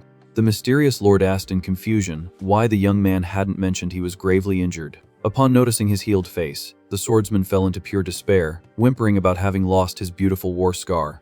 Returning to the recent combat, Glan remembers that his former ally asked him to make the fight look realistic because he was being watched. Faya is impressed by the impeccable performance. The warrior reveals there was no signal and the cut hurt, proving his friend just blamed it on a supposed master. Far away on the cliff, the old man tells the dragon that the mission failed because the intelligence was wrong, as there were more than 4 humans. In his original form, the fallen knight justifies himself, saying the enemy has at least the 5th mark, making the risk too high. The old man ironically asks if he wants more money to finally capture the princess alive as agreed. Ignoring the money, the blue-haired young man demands 10 vials of the power potion refined by King Hoya to reach the 6th mark. Back with the group in the desert, Faya carries little Sola in her arms while listening to the knight's assessment of the betrayal. Furious with the absurd demand, Julong tells his ally to stop being greedy, as too much power at once would make him explode. The swordsman scoffs, asking if he can't just stock up on the potion. The old man denies it, warning that the boss would release at most 1 vial. Immediately, the two begin to haggle over the prices comically, decreasing and increasing the quantity endlessly. Tired of this annoying negotiation, the old counselor sighs and finally agrees to close the deal at 2 vials. Merevech tells him to keep his word and warns that he will continue to watch the princess until he receives payment. At the camp under the starry sky, the protagonist watches the horizon when Yvette suddenly calls him. The princess walks toward the demons with a very serious and determined expression. The mage and the hero turn, confused. Yvette states that given the current situation, they need to act transparently. To the doe's surprise, the royalty and her subordinates bow deeply, apologizing for their previous offenses. The small human group shows total respect, thanking them from the bottom of their hearts for the protection. Kneeling on the dirt, the princess confesses she is very ashamed for not being able to repay such a favor to her saviors. Maintaining his composure, Glan asks her not to exaggerate and to focus only on retrieving the arm from the monster Jair the next day. Completely loyal, the noblewoman raises her head, vowing that her team will follow all his orders without question. The captain and the little girl agree, nodding their heads quickly, while the young man tells everyone to rest for the tough battle ahead. Feeling his hands freezing, the knight asks the mage to light the fire, warning about the brutal drop in temperature. Sulla's mind quickly recalls the teaching about the ancient fire deity to perform the basic spell. With a snap of her fingers, the little girl uses her blacksmith's ignition magic to create the initial spark. Immediately, the wood catches fire, raising warm and cozy flames in the dark, cold night. The whole group settles around the fire to warm up and relax their muscles before the great challenge. Breaking the camp's silence, Ved asks if the romantic rumors compiled by the sect are really true. Curious about the unexpected topic, Faya tilts her head, paying close attention to their conversation. The princess wants to know exactly about the supposed passionate tragedy in the lake village involving the hero and the sage Soika. The giant gets annoyed with the gossip, grumbling that the noble woman should be asking about the famous massacres of the era. The hero scolds his companion, telling her to go to sleep and forbidding swearing in unwanted conversations. With a distant look, Glan decides to tell the true story since the young woman is dying of curiosity. His memory travels to the past, when the group was still new and the cleric insisted on following him to a village destroyed by demons. In the memory, the two walked through the dark ruins when a ghostly bride gave them a macabre welcome. Scary demonic masks appeared, laughing in the dark, announcing that it was a great and joyous wedding day. The knight drew his sword, preparing for the imminent combat and activating his mobilization seal. His white-haired ally asked him to eliminate the monsters using holy light, leaving the boy confused by her inaction. The blindfolded sage sadly explained that she wished to give a peaceful and welcoming end to those corrupted souls. Understanding his colleague's beautiful request, the warrior immediately activated the seal of the holy light's warm embrace. The divine magic illuminated the darkness, purifying the spirits of the couple who vanished, relieved and at peace. With the mission completed, the knight sheathed his great blade while the woman remained in absolute silence. The dark-haired young man turned his head, waiting for his teammate's next move. The cleric continued to stand there quite shyly, creating a peaceful atmosphere in the middle of the abandoned village. Mustering her courage, she slowly extended her hand and touched her ally's clothes very subtly. The woman gently held his fingers, showing genuine affection for the first time. However, the hero's uncontrollable killer instinct took over, and he drew his weapon in a violent reflex. A colossal slash tore through the air, with the boy attacking his own partner out of pure survival reaction. Realizing the huge blunder he had made, Glan sheathed his sword, feeling absurdly hasty and guilty. Maintaining the worst possible posture, the knight scowled, demanding the young woman apologize immediately. Completely surprised by his rudeness, the mage just let out a murmur of total confusion and shock. The young man insisted that unannounced physical contact made him very uncomfortable, forcing the poor girl to take the blame for the incident. Back in the present, the protagonist swears it was just a subconscious counterattack, leaving the princess dead, disappointed with his coldness. Faya finds the whole story very funny and comments that this rude attitude is just like him. The protagonist just looks away, remaining silent without trying to justify himself. Time passes, and the group finally arrives at the outskirts of the famous ruins of Mud Cow City. Faya warns that the terrain is very complex and a direct attack would cause great losses for them. With that, the warrior decides to infiltrate alone, telling the group to stay hidden until the time for the surprise attack. Walking disguised through the city streets, he observes the large movement of demons wanting to join the king's army. The young man notices several human slaves being dragged by ropes like animals to serve in the campaigns. Remaining calm, he decides he can only rescue those people after finishing the main job. Just then, the guards laughingly comment on selling the captured men to the Brotherhood of Hunters. A monster in the courtyard shouts, announcing that this is the last available spot for the day's recruitment. Seizing the perfect opportunity, the knight pushes through the crowd and takes the front of the line without hesitation. From a high platform, the examiner notes that many there just want to take advantage of the leader's fame. Sitting casually, the blonde demon introduces himself as Clover and warns about the high recruitment standards. Displaying a very arrogant posture, he decrees that the army accepts only the elite and doesn't deal with trash. Staring at the protagonist below, the monster wonders how such a scrawny, useless guy got in there. Annoyed at being ignored, Clover threatens to cut off the boy's ears if he doesn't pay attention.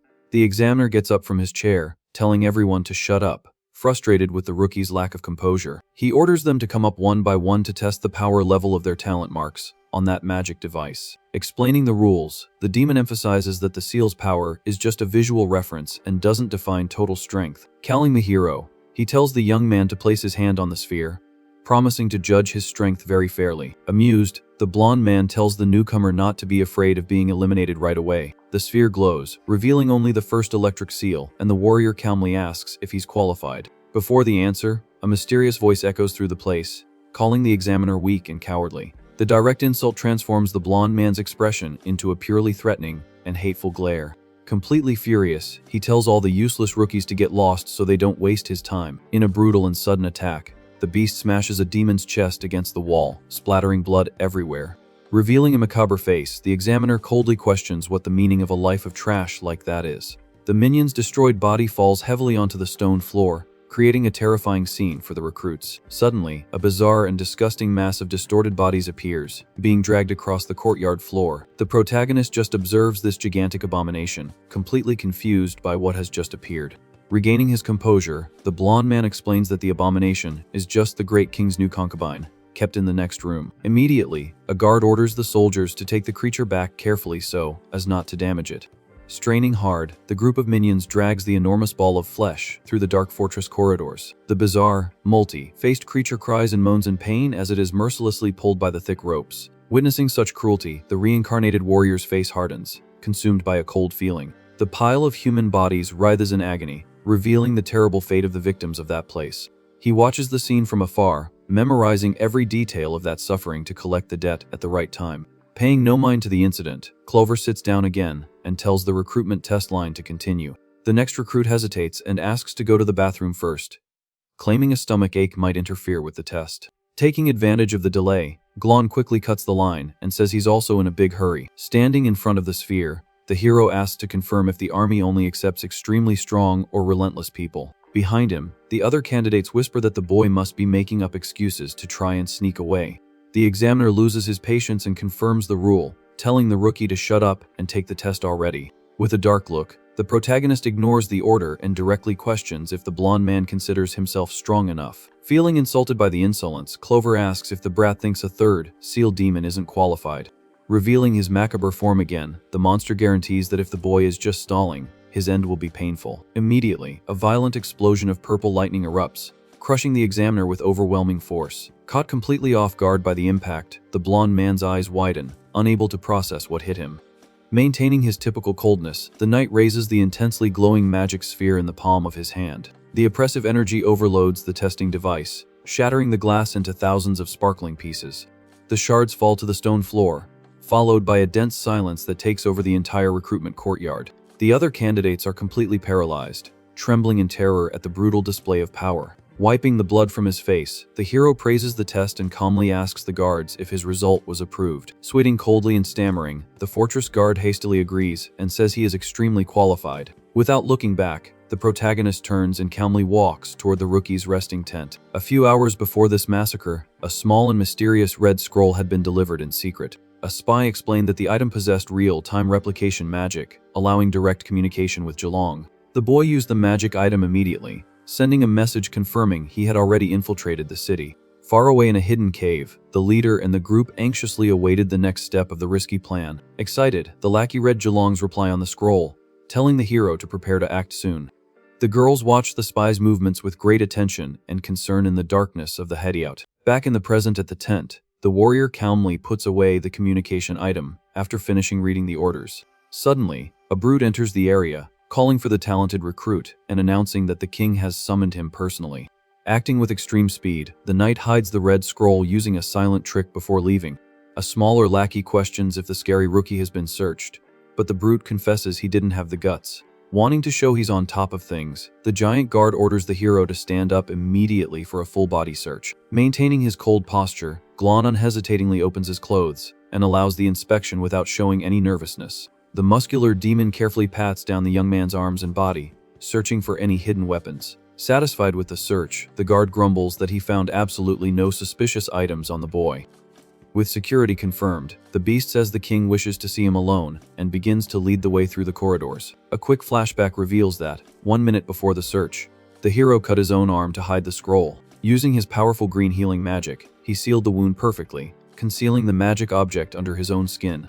The loud, heavy sound of a large bell echoes through the impressive Gothic tower that cuts through the dark city skies.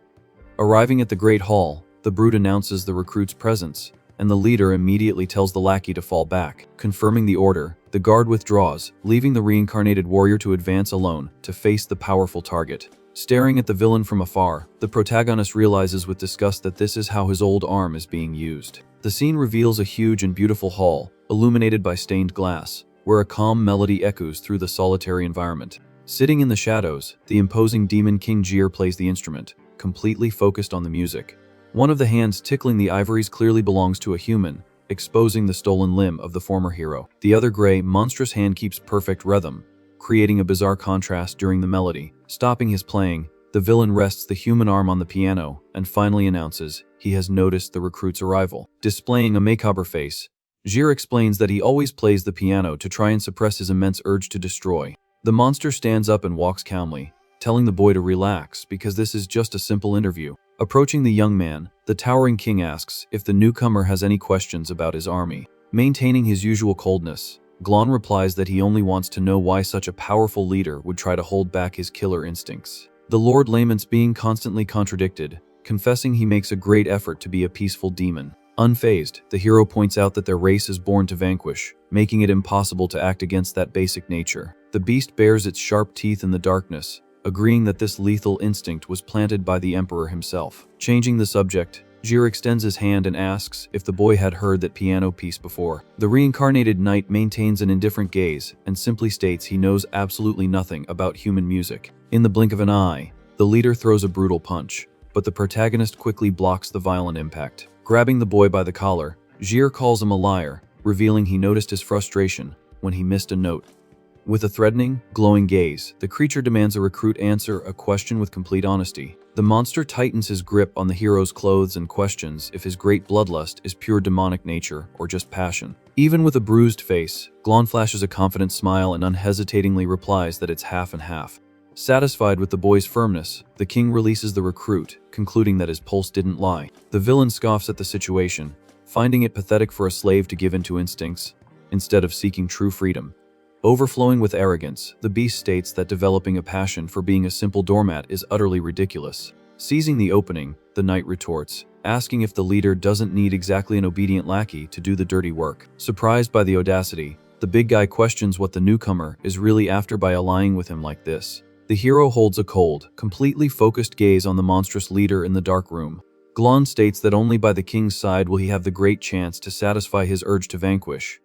An answer that convinces the villain. Excited by his new henchman, Jir gives the boy a friendly hug as if they were old war partners. Suddenly, a little red-haired human girl runs into the hall holding a crown of purple flowers. Cowling the monster, Father, the girl excitedly approaches, showing that the flowers perfectly match his skin. The young girl happily explains that she felt bad for picking the flowers, so she waited a long time until they fell on their own. Very proud of her own work, she extends her little arms, offering the rustic crown to the giant. Without the slightest bit of mercy, Jir delivers a brutal slap that strikes the child's face head-on. The violent impact throws the girl to the floor, while the monster furiously yells, reminding her he forbade her from running in there. Fallen and bleeding from the mouth, the little girl hears the leader bellow, asking if she has gone completely deaf. The reincarnated warrior just watches in silence as the villain complains that training humans is much worse than taming dogs. In tears, the little one curls up on the floor and desperately begs for her supposed father to stop hitting her.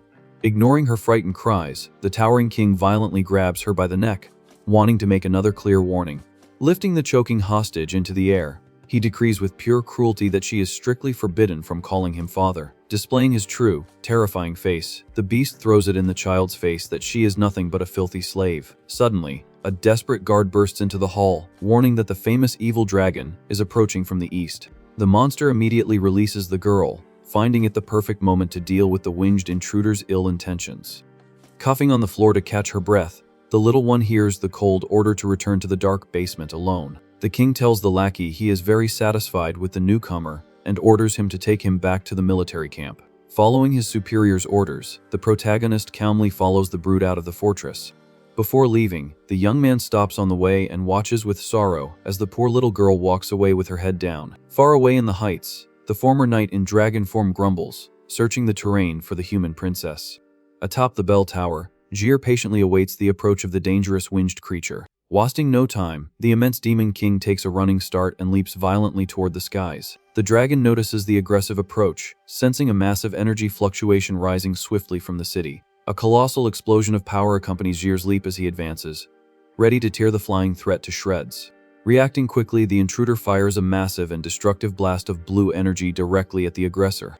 The impact brutally rips through the clouds, allowing the winged beast to use the smoke to make a quick getaway. Landing on a roof, the monster leader clenches his fist, vowing that he needs to take that great power for himself.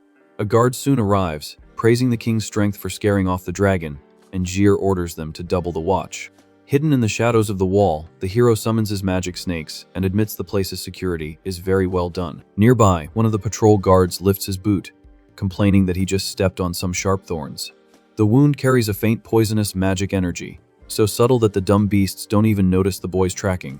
The brilliant tactic creates a luminous and invisible trail on the ground, revealing the exact path taken by the enemy troops.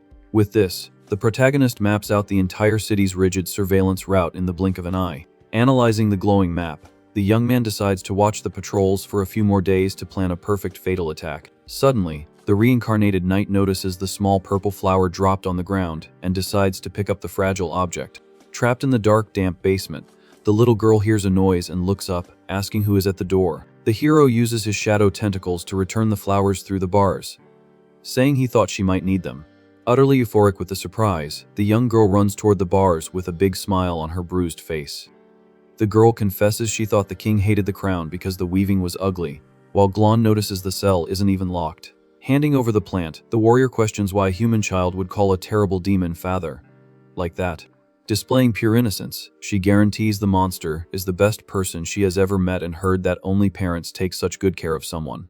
The little one defends the aggressions, believing the heavy collar serves as protection against bad people in the world outside. Shocked, the young man asks what kind of beasts she encountered in the past to think this is good, but she says she doesn't remember well. A vague memory reveals the little girl tied to a post, bleeding heavily, being handed over to the cruel care of the villain Jir. The protagonist assesses the child in the dark and silently laments that the poor human doesn't even realize she's living like a slave. Trying to change her perspective, he asks if she doesn't want to see the outside world and have real adventures. In his thoughts, Glan deduces that she needs the company of a good friend to fix this broken mind, immediately thinking of Sulla. Excited that he knows about plants, the girl begs the hero to tell her stories of the world since the king doesn't let her have friends.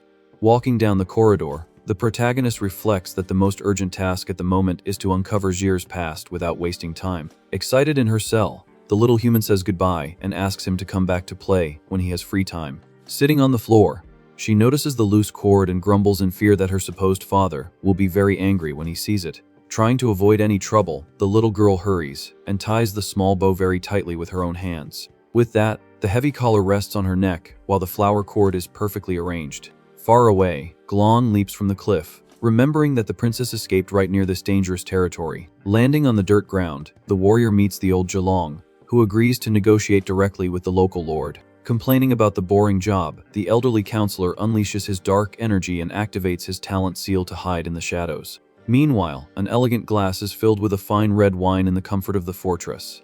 The imposing demon King Jir spreads his seal detection throughout the area to track any energy fluctuations around. Hidden in the shadows, the protagonist uses extreme power compression in a small snake and finds this defense to be a complete joke. Savoring his drink, the villain tells the intruder to stop hiding, ironically asking if the invader thought he wouldn't be discovered. Maintaining a completely relaxed and arrogant posture, the big guy takes a sip of wine without even bothering to turn around. Gelong emerges from the darkness on the floor and mocks the monster's ugly appearance, deducing he must be the leader of this gang. Sitting in the armchair, Jir coldly concludes that a human invading his den didn't just show up for a simple lecture. The counselor steps out of the portal, staring at the magic snake, and warns that he and the evil dragon are only looking for one person, with no interest in the king. But the big guy takes another sip of his drink and calls the old man crazy for invading his home and still trying to make demands. Displaying an absurdly terrifying face in the shadows, the beast screams that the intruder has no manners whatsoever. Annoyed by the audacity, Gelong tells the monster not to push his luck, guaranteeing he could take out a brute like that in 3 minutes. Suddenly, a purple lantern appears floating in the room while a mysterious voice complains about all the noise. Staring at the magic object, the old man celebrates the boss's timely arrival and asks for help in eliminating this major obstacle. Quite surprised, the Demon King questions if that item is the famous treasure from the ancient republic capable of crossing the barriers of space. Holding the glowing artifact, the old human smiles confidently and scoffs, asking if the monster has finally felt the fear of his end. However, Zhu displays a macabre smile, holding his own purple lantern, stating that by a great coincidence, he has one too. Upon seeing the item in the enemy's hands, the counselor is in absolute shock, letting out a cry of pure confusion and disbelief. The voice from the lantern asks them both to stop fighting, joking that all this arguing only serves to bring allies closer. A blonde man emerges from the dark portal, explaining that both Jir and the old man Simon are excellent lackeys working for him. Taking center stage in the hall, the imposing boss Matthias listens as the human counselor addresses him with total respect and submission. Concealing its presence, Glan's snake watches everything, and the hero concludes that the same guy is secretly manipulating both sides of the war. Playing with chess pieces in his hand, the blonde leader calmly states that one of his subordinates represents the rook on the board. Calculatively swapping the piece between his fingers, he completes the analogy, saying the other lackey acts as his valuable bishop. Displaying the chess pieces, Matthias decrees that his great game will only continue if both maintain their original positions. Simon bows, praising the boss's wisdom, certain that the overthrow of the false King Hoya and the restoration of the lineage are very close. Quickly changing the subject, the blonde man looks over his shoulder and questions Zir about the bounty placed on the heads of 4 assassins. The monster tries to explain the confrontation with the giant, but is quickly cut off by the master's cold order to call off the search immediately. In a brusque and domineering gesture, the blonde man grabs the giant beast by its dark hair, demonstrating all his superior authority. Forcing the demon down, the boss tells him to be a good boy and warns that he only bought this package deal for the promise of obedience. Displaying a sadistic and threatening smile under his dark gaze, the humanoid warns the monster not to cause him any kind of trouble. Clenching his fist with pure frustration, Zir accepts the order and begs for the old promise of freedom to be fulfilled. A close-up on Matthias's glowing blue eye reveals a tone of deep cynicism upon hearing that word so desired by his subordinate. Holding a strange broken artifact in his hand, the boss admits he has no idea where the old master got so many magic toys. The blonde man explains that crushing that item would cause the other half to detonate the lord's head, but promises to hand over the piece if he wins the game. With the purple lantern in hand, Matthias jokes that the mere idea of freedom makes the beast so happy he's practically singing around the base. Abruptly ending the small talk, the leader turns his back and commands old Simon and the evil dragon to act according to the circumstances. Entering the dark dimensional portal, he calls the big guy to visit the royal chambers and enjoy the new slaves that have arrived. Holding his own glowing lantern with total submission, the old counselor accepts his superior's orders with his head bowed. The old man walks down the corridor, demanding a good room to sleep in, while the hero's magic snake discreetly follows the Demon King. The dark duo dives through the air, descending swiftly down the enormous hole of a spiral staircase towards the fortress's depths. Hidden behind the cold stone wall, the reincarnated warrior carefully watches the steps and secrets of that great enemy king. The giant monster finally stops in front of that bizarre and gigantic ball of agglomerated human bodies in the dark cell. Raising the magic light in the macabre environment, the beast coldly questions if the cursed creatures are about to be born from it. Immediately, the horrendous mass of flesh squeezes and spits out a large, reddish, pulsating egg onto the dirty floor of the dark dungeon. The strange, bloody cocoon rests on the dark stone, exuding an absurdly heavy and lethal aura throughout the secret room. The red membrane stretches to its maximum and begins to pulsate violently, ready to rupture and release whatever is inside. Breaking the shell in a violent jet of dark blood, a terrifying gray and demonic hand rips through the prison to reach the outside. Bathed in grotesque filth, the newborn demon drags itself across the floor, stammering the master's name and begging for immediate orders. Without stopping for a second, the immense flesh abomination continues to expel dozens of new bloody eggs without the slightest bit of mercy. The blonde man praises his own creation of hybrids that are born adult and obedient, celebrating having made a great legion of second, seal soldiers with mass production. A true army of gray demons rises from the pools of blood, repeating the same robotic litany, awaiting the next command. Zir orders them to be trained quickly and announces the ranks of the new hybrid army using the Emperor's own name, which is accepted immediately. Pointing the purple light at the mountain of destroyed human hostages, the monster orders the boss to annihilate those useless failures. The blonde man praises the demonic brutality, comparing it to a rough stone that needs to be sculpted with art. But the king confesses he understands none of it. In the huge and luxurious velvet villa, Matthias relaxes on the sunny balcony with a glass of wine, complaining about his minion's lack of romance. The property's beautiful garden comes to life with the arrival of a group of young women walking shyly along the illuminated stone path. Relieved, the young orphans are grateful for the chance to serve an important lord, accepting to put up with any old pervert in exchange for good food. Suddenly, the handsome blonde noble appears in front of the group, politely greeting the ladies, leaving them all completely enchanted by his beauty. A blue-haired girl blushes intensely as the lord holds her hand and shyly asks if he is the great noble willing to welcome them to the villa. The other humans whisper excitedly, praising the immense elegance of that old-fashioned nobleman, finding him 1,000 times better than the cruel nobles of today. Euphoric with their great luck, they surround the blonde man, thanking him from the bottom of their hearts and begging for the best-made positions in the luxurious mansion. With a beautiful, friendly, and welcoming smile, Matthias calms the young women, asking them all to stay close and tight together in the same spot. Obeying their new master's order, the group of women hug each other, smiling under the morning sun, with no idea of the brutal fate that awaits them. They press their happy faces against each other, blindly believing they have just found true paradise on earth. In a macabre blink of an eye, the sweet illusion turns into a great nightmare as an overwhelming power begins to grind the flesh and bones of the screaming hostages. Using pure dark, evil magic, the false noble violently crushes the living humans and joins the shattered pieces into a single disgusting block in the garden. The terrifying result is a gigantic and repulsive ball of mutilated bodies moaning in pure agony on the freshly blood-painted grass. Maintaining his relentless posture in the garden, Matthias admires the grotesque mountain of bodies he has just created. The villain used the power of his terrifying talent seal to fuse the flesh of those innocent victims all at once. Satisfied with the bizarre work, the boss tells his lackeys to take good care of the new concubine because he has a ball to attend. Hidden in the corridor's shadows, the reincarnated warrior watches the monsters dragging away the destroyed victims. Consumed by fury at the sight, Glan focuses his magic and fires a powerful healing spell at the creature. However, the magic fails miserably, making it clear that recovery cannot restore the shattered bodies. The hero bitterly notes that the enemy's cursed seal has transformed all the hostages into a single, indivisible abomination. Far away, the poor human little girl is thrown violently onto the stone floor by her supposed father.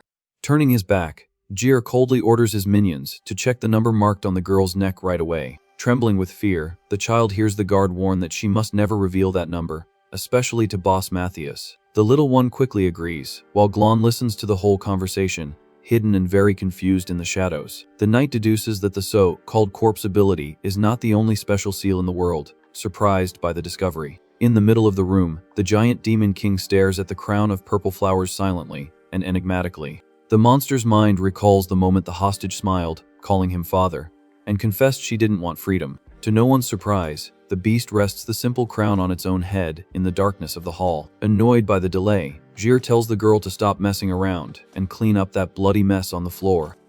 Hearing the order, the little human clenches her fists with great force, trying to control something. Suddenly, a colossal and violent explosion of pure dark energy erupts from the hostage's small body in the hall. With blood dripping from her mouth, the girl's eyes lose focus and begin to glow intensely in a macabre trance. Hidden in the dark, the protagonist maintains a focused gaze, trying to understand what bizarre thing is happening. The terrible authority of the sea of blood and corpses finally awakens, activating a deadly and terrifying stage. Thick black tentacles brutally rip through the child's back, taking over the small, fragile body. The energy expands rapidly, forming a gigantic and grotesque demonic silhouette with a huge red eye. The reincarnated hero immediately understands that this bizarre power is actually a dark parasite acting as a host. The hideous creature feeds on pure slaughter, growing until it breaks the cocoon to finally be born into the world. Analyzing the extreme danger, Glan coldly concludes that only a divine item could suppress it. Completely consumed by pain in the monster, the little girl cries tears of blood, quietly begging for her father's help. The Lord faces the creature and remembers the advice to use the object embedded in her back to force the entity to retreat. The immense parasite opens its reddish eyes in the dark, ready to cause a real carnage in the place. Without hesitating for a second, the Demon King charges forward with fury and shoves his own hand directly into the beast's dark mass. The collision is brutal, and the giant monster delivers heavy blows against the parasite entity in a disgusting bloodbath. Maintaining his calm in the heady-out, the young man observes the violent family fight, while whispering the little girl's name. Taking advantage of the chaos, the small magic snake stealthily slithers across the stone floor without drawing any attention. Walking in the shadows, Glan deduces that stealing the arm will be impossible if the pair fights together, deciding to free the girl. A dark voice in his mind asks if he wants to be a hero or just steal power, but the knight simply ignores the taunt.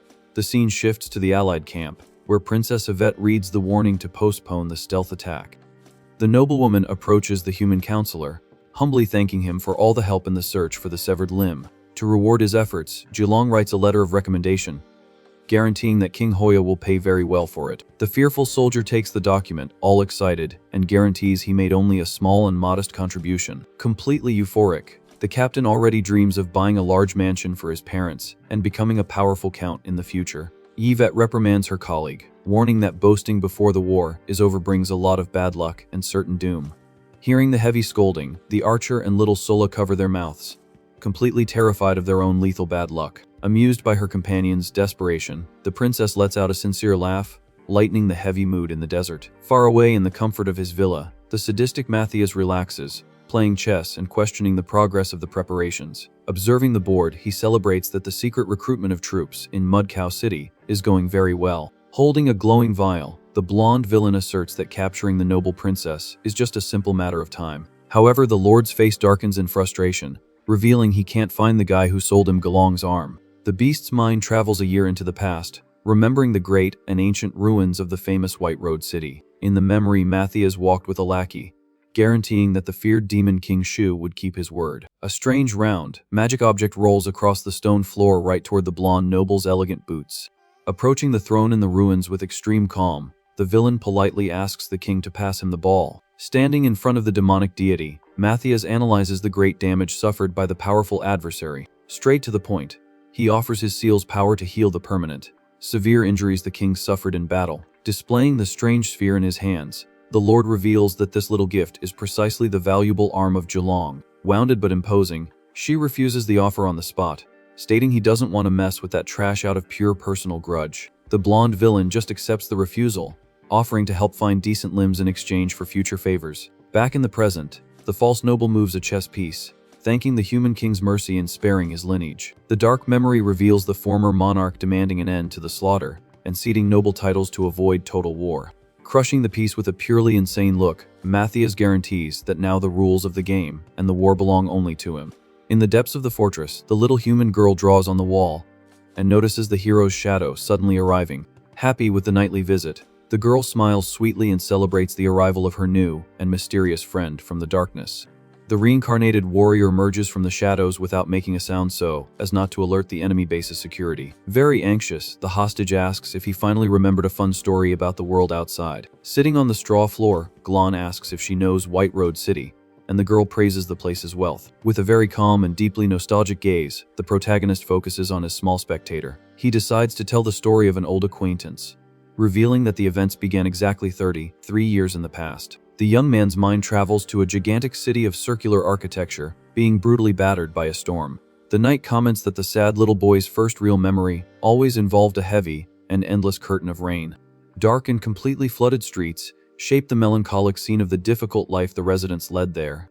Through the small fog window, the memory recounts that this lonely and quiet boy was born on an autumn afternoon. Inside the filthy hovel, the father held his newborn son while suffering from extremely strong coughing fits. Lacking means, the poor mother washed clothes in the biting cold every day until her hands turned purple with pain. Despite all the misery, the little boy always rested his face on the window, displaying a sincere and innocent smile. However, the father's illness only worsened with time, causing the man to constantly spit blood in the corners of the house. To make matters worse, the malicious neighbors gossiped in the rain, calling the kid useless for not working, considering the child a burden. The sick father coughs hard and defends his son, assuring the neighbors that the boy isn't mute, just a bit slower to learn to speak. With that, the residents walk away in the rain, complaining about the heavy tax increases meant to reinforce the border against the neighboring kingdom of Ainea's rebellion. Observing the street from his doorway, the sick man wonders if they'll survive this difficult year, but decides to live one day at a time. Despite all the hardship, he smiles lovingly, ruffling the little boy's hair as the mother watches the scene with affection. Handing a few coins to his son, the man asks him to go buy the same cheap bread as always, and the little one immediately agrees. Walking through the flooded streets, the boy overhears people gossiping that the rebellion already has thousands of people led by a simple cook. Running through a dark alley under the storm, the kid spots the young noble Matthias standing alone in the middle of that dirty, wet path. The little protagonist stops instantly, staring at the rich hair who looks him up and down with a completely indecipherable and silent gaze. Seeing the noble standing there in the rain, the kid extends his arms and innocently offers one of the loaves of bread he just bought to try and help the stranger. Confused by the gesture, the rich young man gets annoyed in his thoughts, questioning what this weird brat wants by offering food out of the blue. Not understanding the other's hesitation, the little boy holds his offer firm, holding the bag of bread with an extremely friendly smile. After a few seconds of awkward silence, Matthias finally gives in and takes a piece of the modest food from the commoner's hand. He examines the cheap bread with great curiosity, as he has never had to eat something so simple and hard in his entire luxurious life. Putting his pride aside, the young man takes a bite of the snack in the middle of the storm while the kid watches, very satisfied. Suddenly, two adult bandits surround the boys in the alley and aggressively demand they hand over all their money immediately. One of the bandits tries to intimidate them, but Matthias steps forward, arrogantly questioning if these thieves dare to attack the weak there. Annoyed by the brat's audacity, the thug grabs the noble's clothes, lifting him off the ground and calling him a completely presumptuous kid. The criminals laugh in his face, warning that the law of survival of the fittest is the only rule that truly works in this miserable slum. With a glowing and threatening gaze, the rich young man coldly retorts, calling that rule ignorant and a pure symbol of irrational bestiality. Pushing the little commoner back, he proclaims that his father taught him that the strong protecting the weak is what defines true civilization. Not understanding a word of that cultured talk, the bandit tells the boy to shut up, warning that he's in no mood to debate. Matthias summons his colossal and terrifying talent mark of the King of Kings, vowing he will never tolerate these beasts dressed as humans. The overwhelming and dark aura scares the two cowardly thugs, who run off desperately through the flooded alley to save their own lives. Impressed by the strength, Glan hears the prim hero proudly state that he doesn't need reverence for simply protecting the weak. With a genuine smile, the rich young man holds up his piece of hard bread and states that he has already received all the gratitude he needed through that snack. After the commotion, the two boys sit together on a dirty step and finish their modest meal as the rain continues to fall heavily. Time passes, and the unlikely friendship strengthens. With the pair having a lot of fun throwing snowballs during the city's harsh winter, spring soon arrives, illuminating the region, and the kids run through the green fields, enjoying their youth without caring about their differences. In the heat of summer, they rest, sitting by a calm stream, enjoying the peace and tranquility of that small, remote village. Running to keep up with his fast friend, Matthias asks him to slow down, curiously questioning what cool thing they are rushing to see. Arriving at the central square, they come across a huge crowd gathered under the rain, watching a public execution by hanging. The noble scowls, annoyed, grumbling that he hates being in the middle of that mob, and would rather be reading old books in the library's silence. Completely focused on the terrifying scene, the little boy just points forward, ignoring his rich friend's boring complaint. The executioner announces to the city that the criminal has stolen several times and decrees death by hanging, releasing the trapdoor at that very moment. The condemned man struggles in agony with the rope tightening around his neck, fighting for breath in a cruel and terrifying spectacle for the children. Frightened by the brutality, the young rich man vows never to return there and scolds his friend, telling him to stop hanging out with bad company. He vents, finding the current laws too cruel, and firmly promises to do everything to reform this system when he takes power in the future. To change the subject and ease the tense atmosphere, Matthias holds up a beautiful woven ball he brought for them to play with together. Satisfied with the company, the young man says goodbye, warning that he needs to go have dinner at the mansion, but guarantees they will play more the next day. Later, the rumors in the alleys said that the rich would build large prisons because some merchants were secretly helping the enemy rebellion. Arriving at his luxurious mansion, the rich boy is greeted by the butler, who seriously informs him of his father's impatient wait in the office. Standing before his father's imposing shadow, the young man swallows hard upon hearing the scolding about neglecting his studies lately. The Chief of Justice maintains a stern gaze and demands that the heir stop wasting time playing around with useless friends in the city streets. As a severe punishment, the man forbids his son from leaving the house until he memorizes the entire third volume of the kingdom's laws within a week. Ending the scolding with no room for tears, the patriarch orders the lackey to prepare the carriage immediately for a council meeting. The next day, Glan runs happily through the rain, tossing his woven ball in the air, eager to play with his friend again. Suddenly, armed guards rush by brutally and shove the little boy to the ground, cursing him as a filthy commoner to clear the way. Fallen in a puddle of dirty water, the kid watches his beloved ball roll away, not understanding the reason for such sudden violence in the street. Desperate, a worker begs the soldiers, swearing his innocence regarding the so-called rebel alliance, but the military man states that justice will decide everything. The boy panics as he sees his own sick parents being mercilessly dragged by the armored soldiers in the middle of the storm. The soldiers forcefully march the prisoners, completely ignoring the cries and despair of the innocent families being arrested. At the luxurious council, the nobles demand swift punishment, stating that betraying the crown and helping the rebels is the worst crime of all in the nation. Matthias's father cautiously argues that more than 100 people have been arrested and asks for time to think, finding it too cruel to execute everyone. The huge round table falls into a tense silence, with the rich aristocrats weighing the great weight and political consequences of that decision.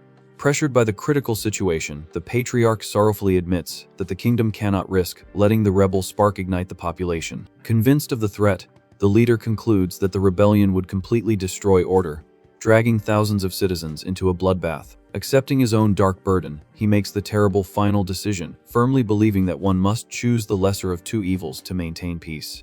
The cruel sentence is carried out under heavy rain, with Glan's parents agonizing as the ropes brutally tighten around their necks. Restrained by the guards' force, the little protagonist screams and cries, watching his own family be unjustly hanged in the square. The soldiers hold the boy with redoubled force to prevent him from causing trouble, while another tells his colleague not to get so worked up. The sadistic executioners laugh at the situation and reveal they bet money to see how long the brat could last hanging too.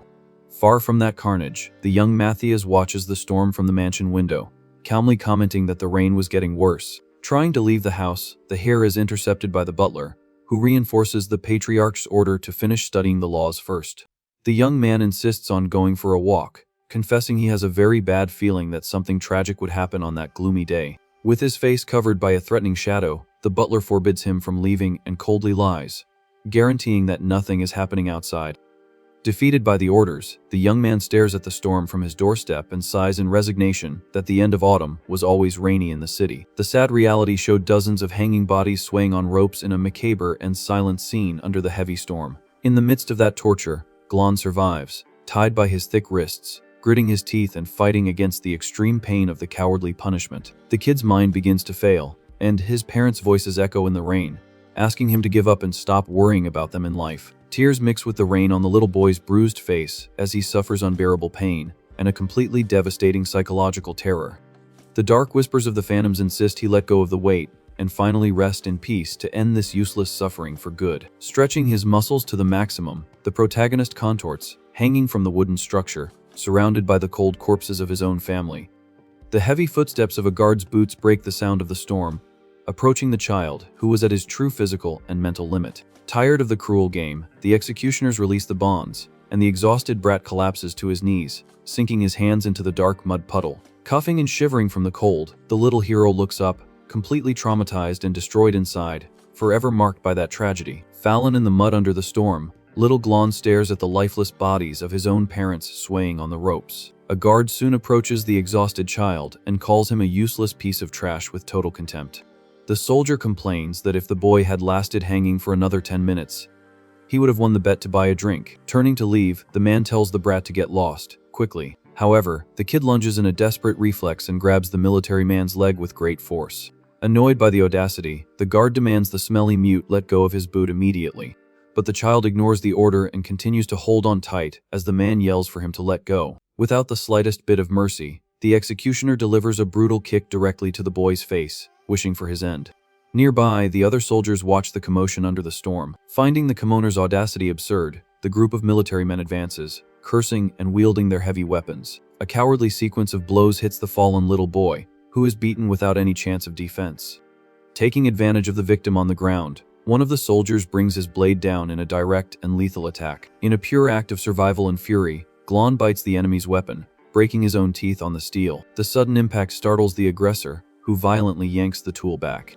With the jolt, the little protagonist is brutally thrown back into the dark mud puddle. Completely bloodied, the boy raises a fierce and unshakable gaze at his aggressors. At this, the soldiers draw their bows, ready to finish the cowardly job. The boy grits his broken teeth, gathering the last drop of strength from his injured body. Without a second thought, he turns his back and runs desperately to try and save his own life. A sharp arrow pierces the kid's shoulder, but he ignores the pain and continues the frantic escape. The little one disappears into the shadows of a narrow alley, while the archers watch from a distance. Furious with the escape, the guards split up through the city streets to hunt the little beast. Dragging his feet on the rain, Glan walks alone through the dark alley, feeling unbearable pain. Surrounded by corpses and agonizing people, he just wishes someone would end his suffering soon. Suddenly, a skeletal resident crawls in the mud, begging the boy to put an end to his misery. The protagonist freezes in place, frightened by that macabre request in the middle of the night. A bizarre dark entity appears in the child's mind, whispering that he must help the weak by bringing them their end. The little boy asks what it is, and the shadow reveals it is his eternal partner, and a part of his soul. Agonizing from hunger, the man grabs the boy's neck while Glan refuses the idea of taking a life. Displaying a large red eye, the inner monster questions why the boy wants to deny his own nature. The entity warns it cannot control the body, while the kid strangles the man, crying and saying he doesn't want to do it. The monster questions if he'd rather live at the mercy of others, like his parents, guaranteeing the boy was born to dominate. Bleeding, Glan asks his purpose, and the shadow affirms that he is a storm destined to sweep the world. The voice tells him to stop hesitating, instigating the desire to become an indestructible force capable of destroying anything. With his eyes glowing an intense red, the boy hears the shadow suggest he take control of his own life for good. Far away, the patrol runs through the alleys, warning they need to capture the sick brat before he spreads infections. Searching a flooded alley, one of the soldiers stops, confused, upon noticing something very strange on the ground. Quickly drawing his sword, the man advances with great caution toward the dark alley. The guard panics upon coming face to face with a grotesque pile of mutilated corpses in the mud puddle. Trembling in pure terror, the military man turns his head and catches the small, dark silhouette of the boy right behind him. Giving no time for reaction, the little protagonist lunges, executing a brutal and silent attack against the soldier. Bathed in enemy blood, the young assassin takes a deep breath, displaying a terrifying coldness in his gaze. A monstrous black aura erupts from the boy's body as he devours the vital essence of his prey. The scene shifts to the city streets, where a large, desperate crowd blocks the passage of a luxurious carriage. Offering coins, the peasants tearfully beg for a little of the milk being transported there to save their children from starvation. A guard suggests selling a little of the milk, but the other refuses, warning they'll lose their heads if anything is missing for the nobleman's luxury bath. The cruel Lady Talia possesses a rare and devastating divine talent, continuously feeding her power through the population's pure fear. The commander of the guards raises his sword, ordering the troop to act as true shepherds, controlling the flock for the rich. He explains that the people are not peaceful, but fearful, and that terror is the only tool to maintain order. To prove his point, the officer brutally cuts down a peasant and questions if the soldiers got the message. Panic grips the crowd as the military attacks mercilessly, breaking the precious milk barrels on the ground. Suddenly, the soldiers themselves are shocked, not understanding the bizarre turn of events that just occurred. A villager falls, gone, into the flood of wasted milk while desperate hands try to collect the dirty liquid. Lying in the filth, little Glan drinks the milk mixed with mud and blood in a scene of extreme misery and hunger. Annoyed by the audacity, a guard points at the boy, yelling if the commoner has a death wish. The executioner raises his sharp blade, preparing a fatal blow against the fragile child in the middle of the rain. Soon after, this same soldier begs terrified for his own life, swearing he was only following his superior's orders. A furious villager crushes the guard, questioning why so many must starve while awakening their hidden talents. Bathed in an aura of power, the man revolts against the noble's privileges, inciting the people to fight since they have nothing to lose. With the population's fury reaching its absolute limit, the great and bloody rebellion of White Road City finally erupts. Atop the walls, the officers observe the strange unrest and wonder why the lazy commoners are so euphoric. Protected by a guard, Lady Talia listens to the report informing that a small rebellion and a beast are causing chaos in the city. Sighing with boredom, the woman complains she had just done her nails, but soon orders the soldiers to crush the revolt. Widespread combat takes over the streets, with the rebels beating the military with pure fury and resentment. The noblewoman finally arrives at the battlefield, greeted by relieved soldiers who were awaiting her presence to turn the tide. Extending her hand sadistically, Talia orders the execution of all the peasants without the slightest bit of mercy. The rebels scream in pure terror as a terrible incandescent magic begins to burn their bodies from the inside out. A monstrous web of flames destroys the crowd in an instant, reducing the population's hope to smoking ashes. The carnage spreads through the courtyards of the grand palaces, leaving a trail of blood and destruction under the heavy rain. Inside the luxurious mansion, the young Matthias's father shoves the boy into his room, demanding he hide inside and not come out. Banging on the locked door, the heir panics, begging his patriarch to let him out to help with the commotion. Getting no answer, the young man runs to the large window to try and understand what is happening outside. Remembering the climbing techniques his mute friend taught him, he focuses on coordination and decides to escape via the tower's stone wall. However, the rain makes the surface extremely slippery, and the young noble ends up plummeting violently onto the wet roof. Lying on the cold tiles, Matthias looks up and is in a state of absolute shock at the terrifying scene he just witnessed. Lying on the wet ground, young Matthias stares at a terrible scene of his friend taking out his own patriarch. Completely shocked and unable to believe it, he desperately screams his father's name. Even in agony, the man begs his heir to run quickly while the murderous boy exudes pure evil. Consumed by absolute terror, the young noble turns his back and flees as fast as he can. Little Glan soon begins the relentless pursuit, wielding the bloody blade with murderous focus. A strong bolt of lightning rips through the night sky, illuminating the immense mansion, now a stage for a true carnage. In a brutal leap, the kid lunges with his demonic shadow, ready to tear his former friend to shreds. With nowhere to run, the rich hair freezes in place, feeling that the end of his life has come. However, the little assassin freezes mid-strike, fighting violently against his own instincts. Regaining a bit of his sanity, Glan hesitates for a brief moment, making it clear he doesn't want to do this. Seizing this single opening, Matthias throws himself through the glass window to escape the deadly attack. The boy plummets through the air amidst shards of glass, managing to escape that blood-soaked mansion. Alone in the storm, the hero realizes too late that the massacre is over and no one won this tragedy. A deep pain takes over the protagonist, who lets out a silent scream of pure agony and despair. Bathed in the cold rain, he remains there, completely broken and consumed by the weight of his own actions. Back in the dark cell, the little human laments the story, wanting to know why everyone had such a sad ending. She assumes the parasite controlled his mind, comparing it to the king, who also loses control of his actions. The hero denies it, stating that although he didn't want that ending, all his actions were his own choices. An old scroll reveals the bloody history of how the ancient White Road city was destroyed in the war. The little girl taps her forehead, thinking seriously about what else she herself wants to do from now on. Sitting on the straw, she says that a rebel group from the north is causing a lot of trouble for King Jir. Excited, she decides to scare the bandits to cheer up her father, and the knight agrees that it's a great idea. The girl runs off happily, saying goodbye, while he advises her to make her own decisions without telling anyone. Alone in the dark, the reincarnated warrior stares into the void, reflecting on everything he just discussed. The parasite appears, mocking the young man's face, calling him incompetent for dragging the new generation into danger. Ignoring the taunt, the protagonist tells the beast to say whatever it wants and calls it a pure, cowardly escapist. His mind flashes back to the girl's attitude a few moments ago, reflecting on her newly discovered desire. He replays her words about the so-called rebel troop from the north that was deeply annoying the giant lord. The young man finally understands the child's innocent plan to go there alone, just to scare off the deserters. Confirming his suspicion, he remembers the girl agreeing enthusiastically and realizes the huge risk she's taking. Earlier, Jir questions the girl's desire to leave but dismisses her, saying she wants to become someone better as nonsense. A bit embarrassed, she admits she's not very sure. The monster pats her head and allows her to leave, demanding discretion. She runs off excitedly while the Lord deduces it's safer to keep her away from Boss Matthias's dangerous minions.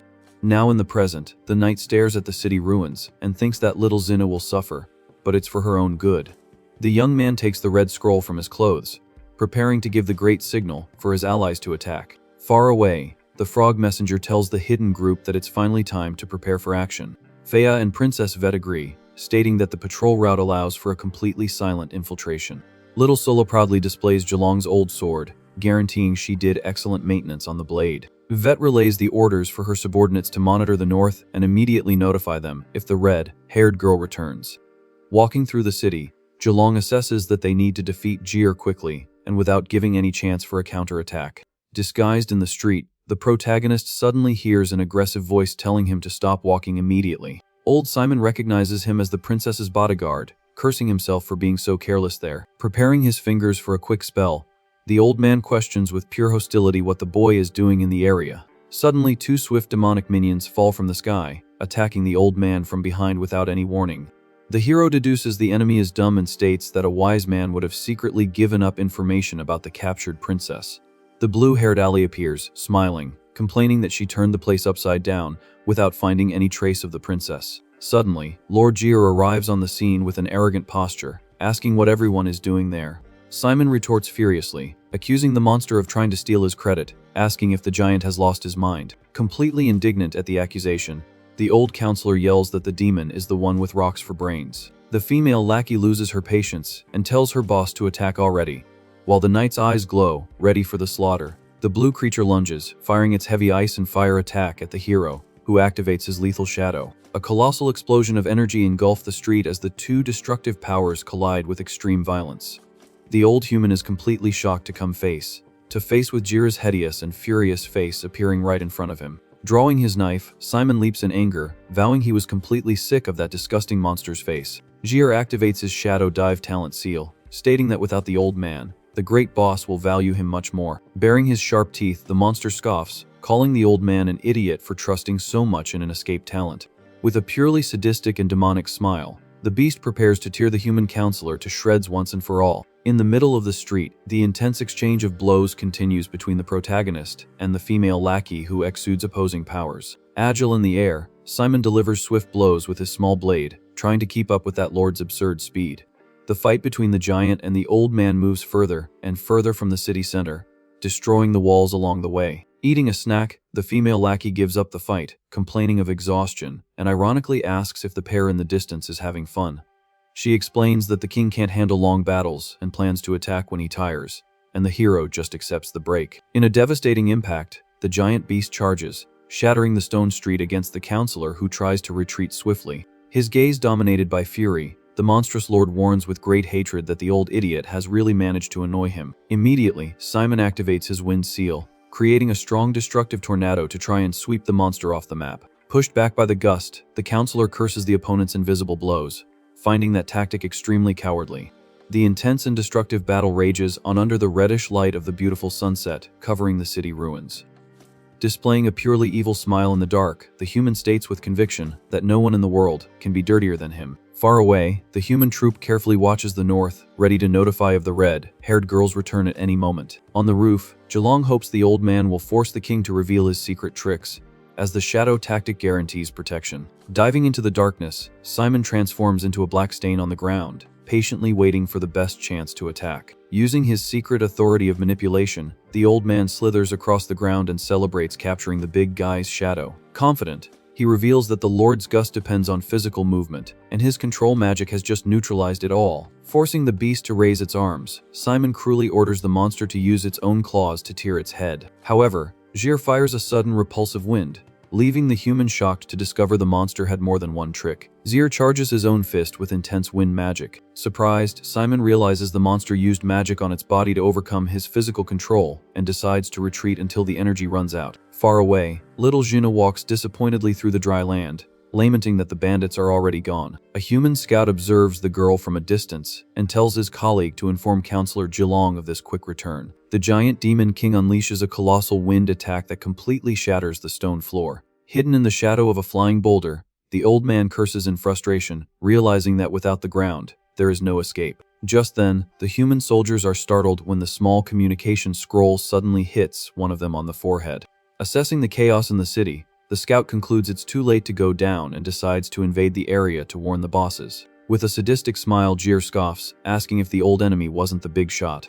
The big monster's silhouette stands out under the sunset light before the counselor trapped on the flying rock. Trying to save his own skin, Simon asks for calm, reminding him that they both work for the boss and peace is essential. The giant lord just turns his head, cursing the human as trash with total contempt. He warns that the time has finally come to settle scores, with the cowards hiding around there. At that exact moment, the protagonist's eye glows a greenish hue, signaling the time to attack. The reincarnated warrior raises his arm, unleashing a violent charge of destructive purple thunder. Glan and the female lackey fire their deadly spells in an impressive simultaneous assault. Standing amidst the rubble, the Demon King notices the attacks approaching from all directions. Seizing the opening, Faya plummets from the sky in her giant form, delivering a crushing green blow. The monster quickly looks up, preparing his defensive stance against the colossal threat. The protagonist attacks from above with his lightning, while the mage swiftly advances from the side, easily blocking the triple impact. Jir finds this whole tactical coordination quite interesting. Without any effort, the big guy summons a massive wall of wind that repels all enemy assaults. Agile in the air, the knight notes that the ambush failed and tells them to initiate the emergency plan at once. The female lackey quickly retreats, warning she needs to use her magic carefully to avoid harming allies in the confusion. Immediately, the giant fires a lethal sequence of hardened wind slashes at the group on the ground. Dodging with mastery, Glan warns his companions about the great danger of those invisible blades. Faya takes the lead and blocks the impact with her heavy shield to ensure everyone's protection. The hero tells them to keep the beast busy while the mage summons her white mist mirage, covering the scene. The lord fires more wind, finding it useless for them to try and kick up dust, as he can simply blow the mist away. With her vision heavily impaired, the giant mage ends up missing the heavy blow of her shield against the target. Simon's partner pushes the air with her magic and warns that the monster is pulling the blades back.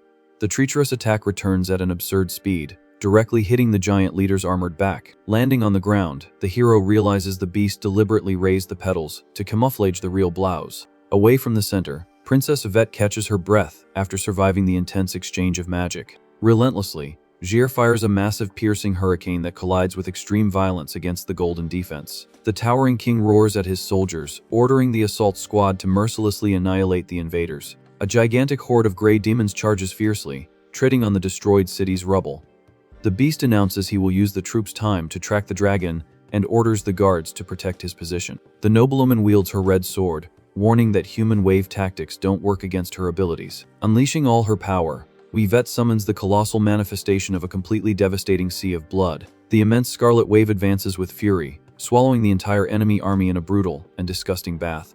Annoyed by the failure, the Lord decides to finish off the weaker ones, since the winged creature isn't showing up. Suddenly, the reincarnated warrior appears bathed in shadows, questioning if that is true. The knight advances relentlessly, activating the first form of his lethal thunder technique. Completely shocked, the giant demands to know the boy's origin, who just replies that the departed don't need to know. The Demon King breaks into a cold sweat, realizing on the spot that the situation has just become extremely dangerous. The alley gathers her black flames and ice, asking not to be left out of this great lethal party. The powerful combined magic cuts through the skies in a destructive spiral, aiming exactly at the giant monster. Without retreating a step, the beast prepares the flowing water technique to directly break the enemy's defense. The protagonist collides with the target in an absurd clash of thunder against the opponent's blue power. The colossal energy of the impact sweeps through the ruins, pulverizing the surrounding stones in a great shockwave. Landing a bit further away, the female lackey questions if the hero finally managed to take down the Demon King.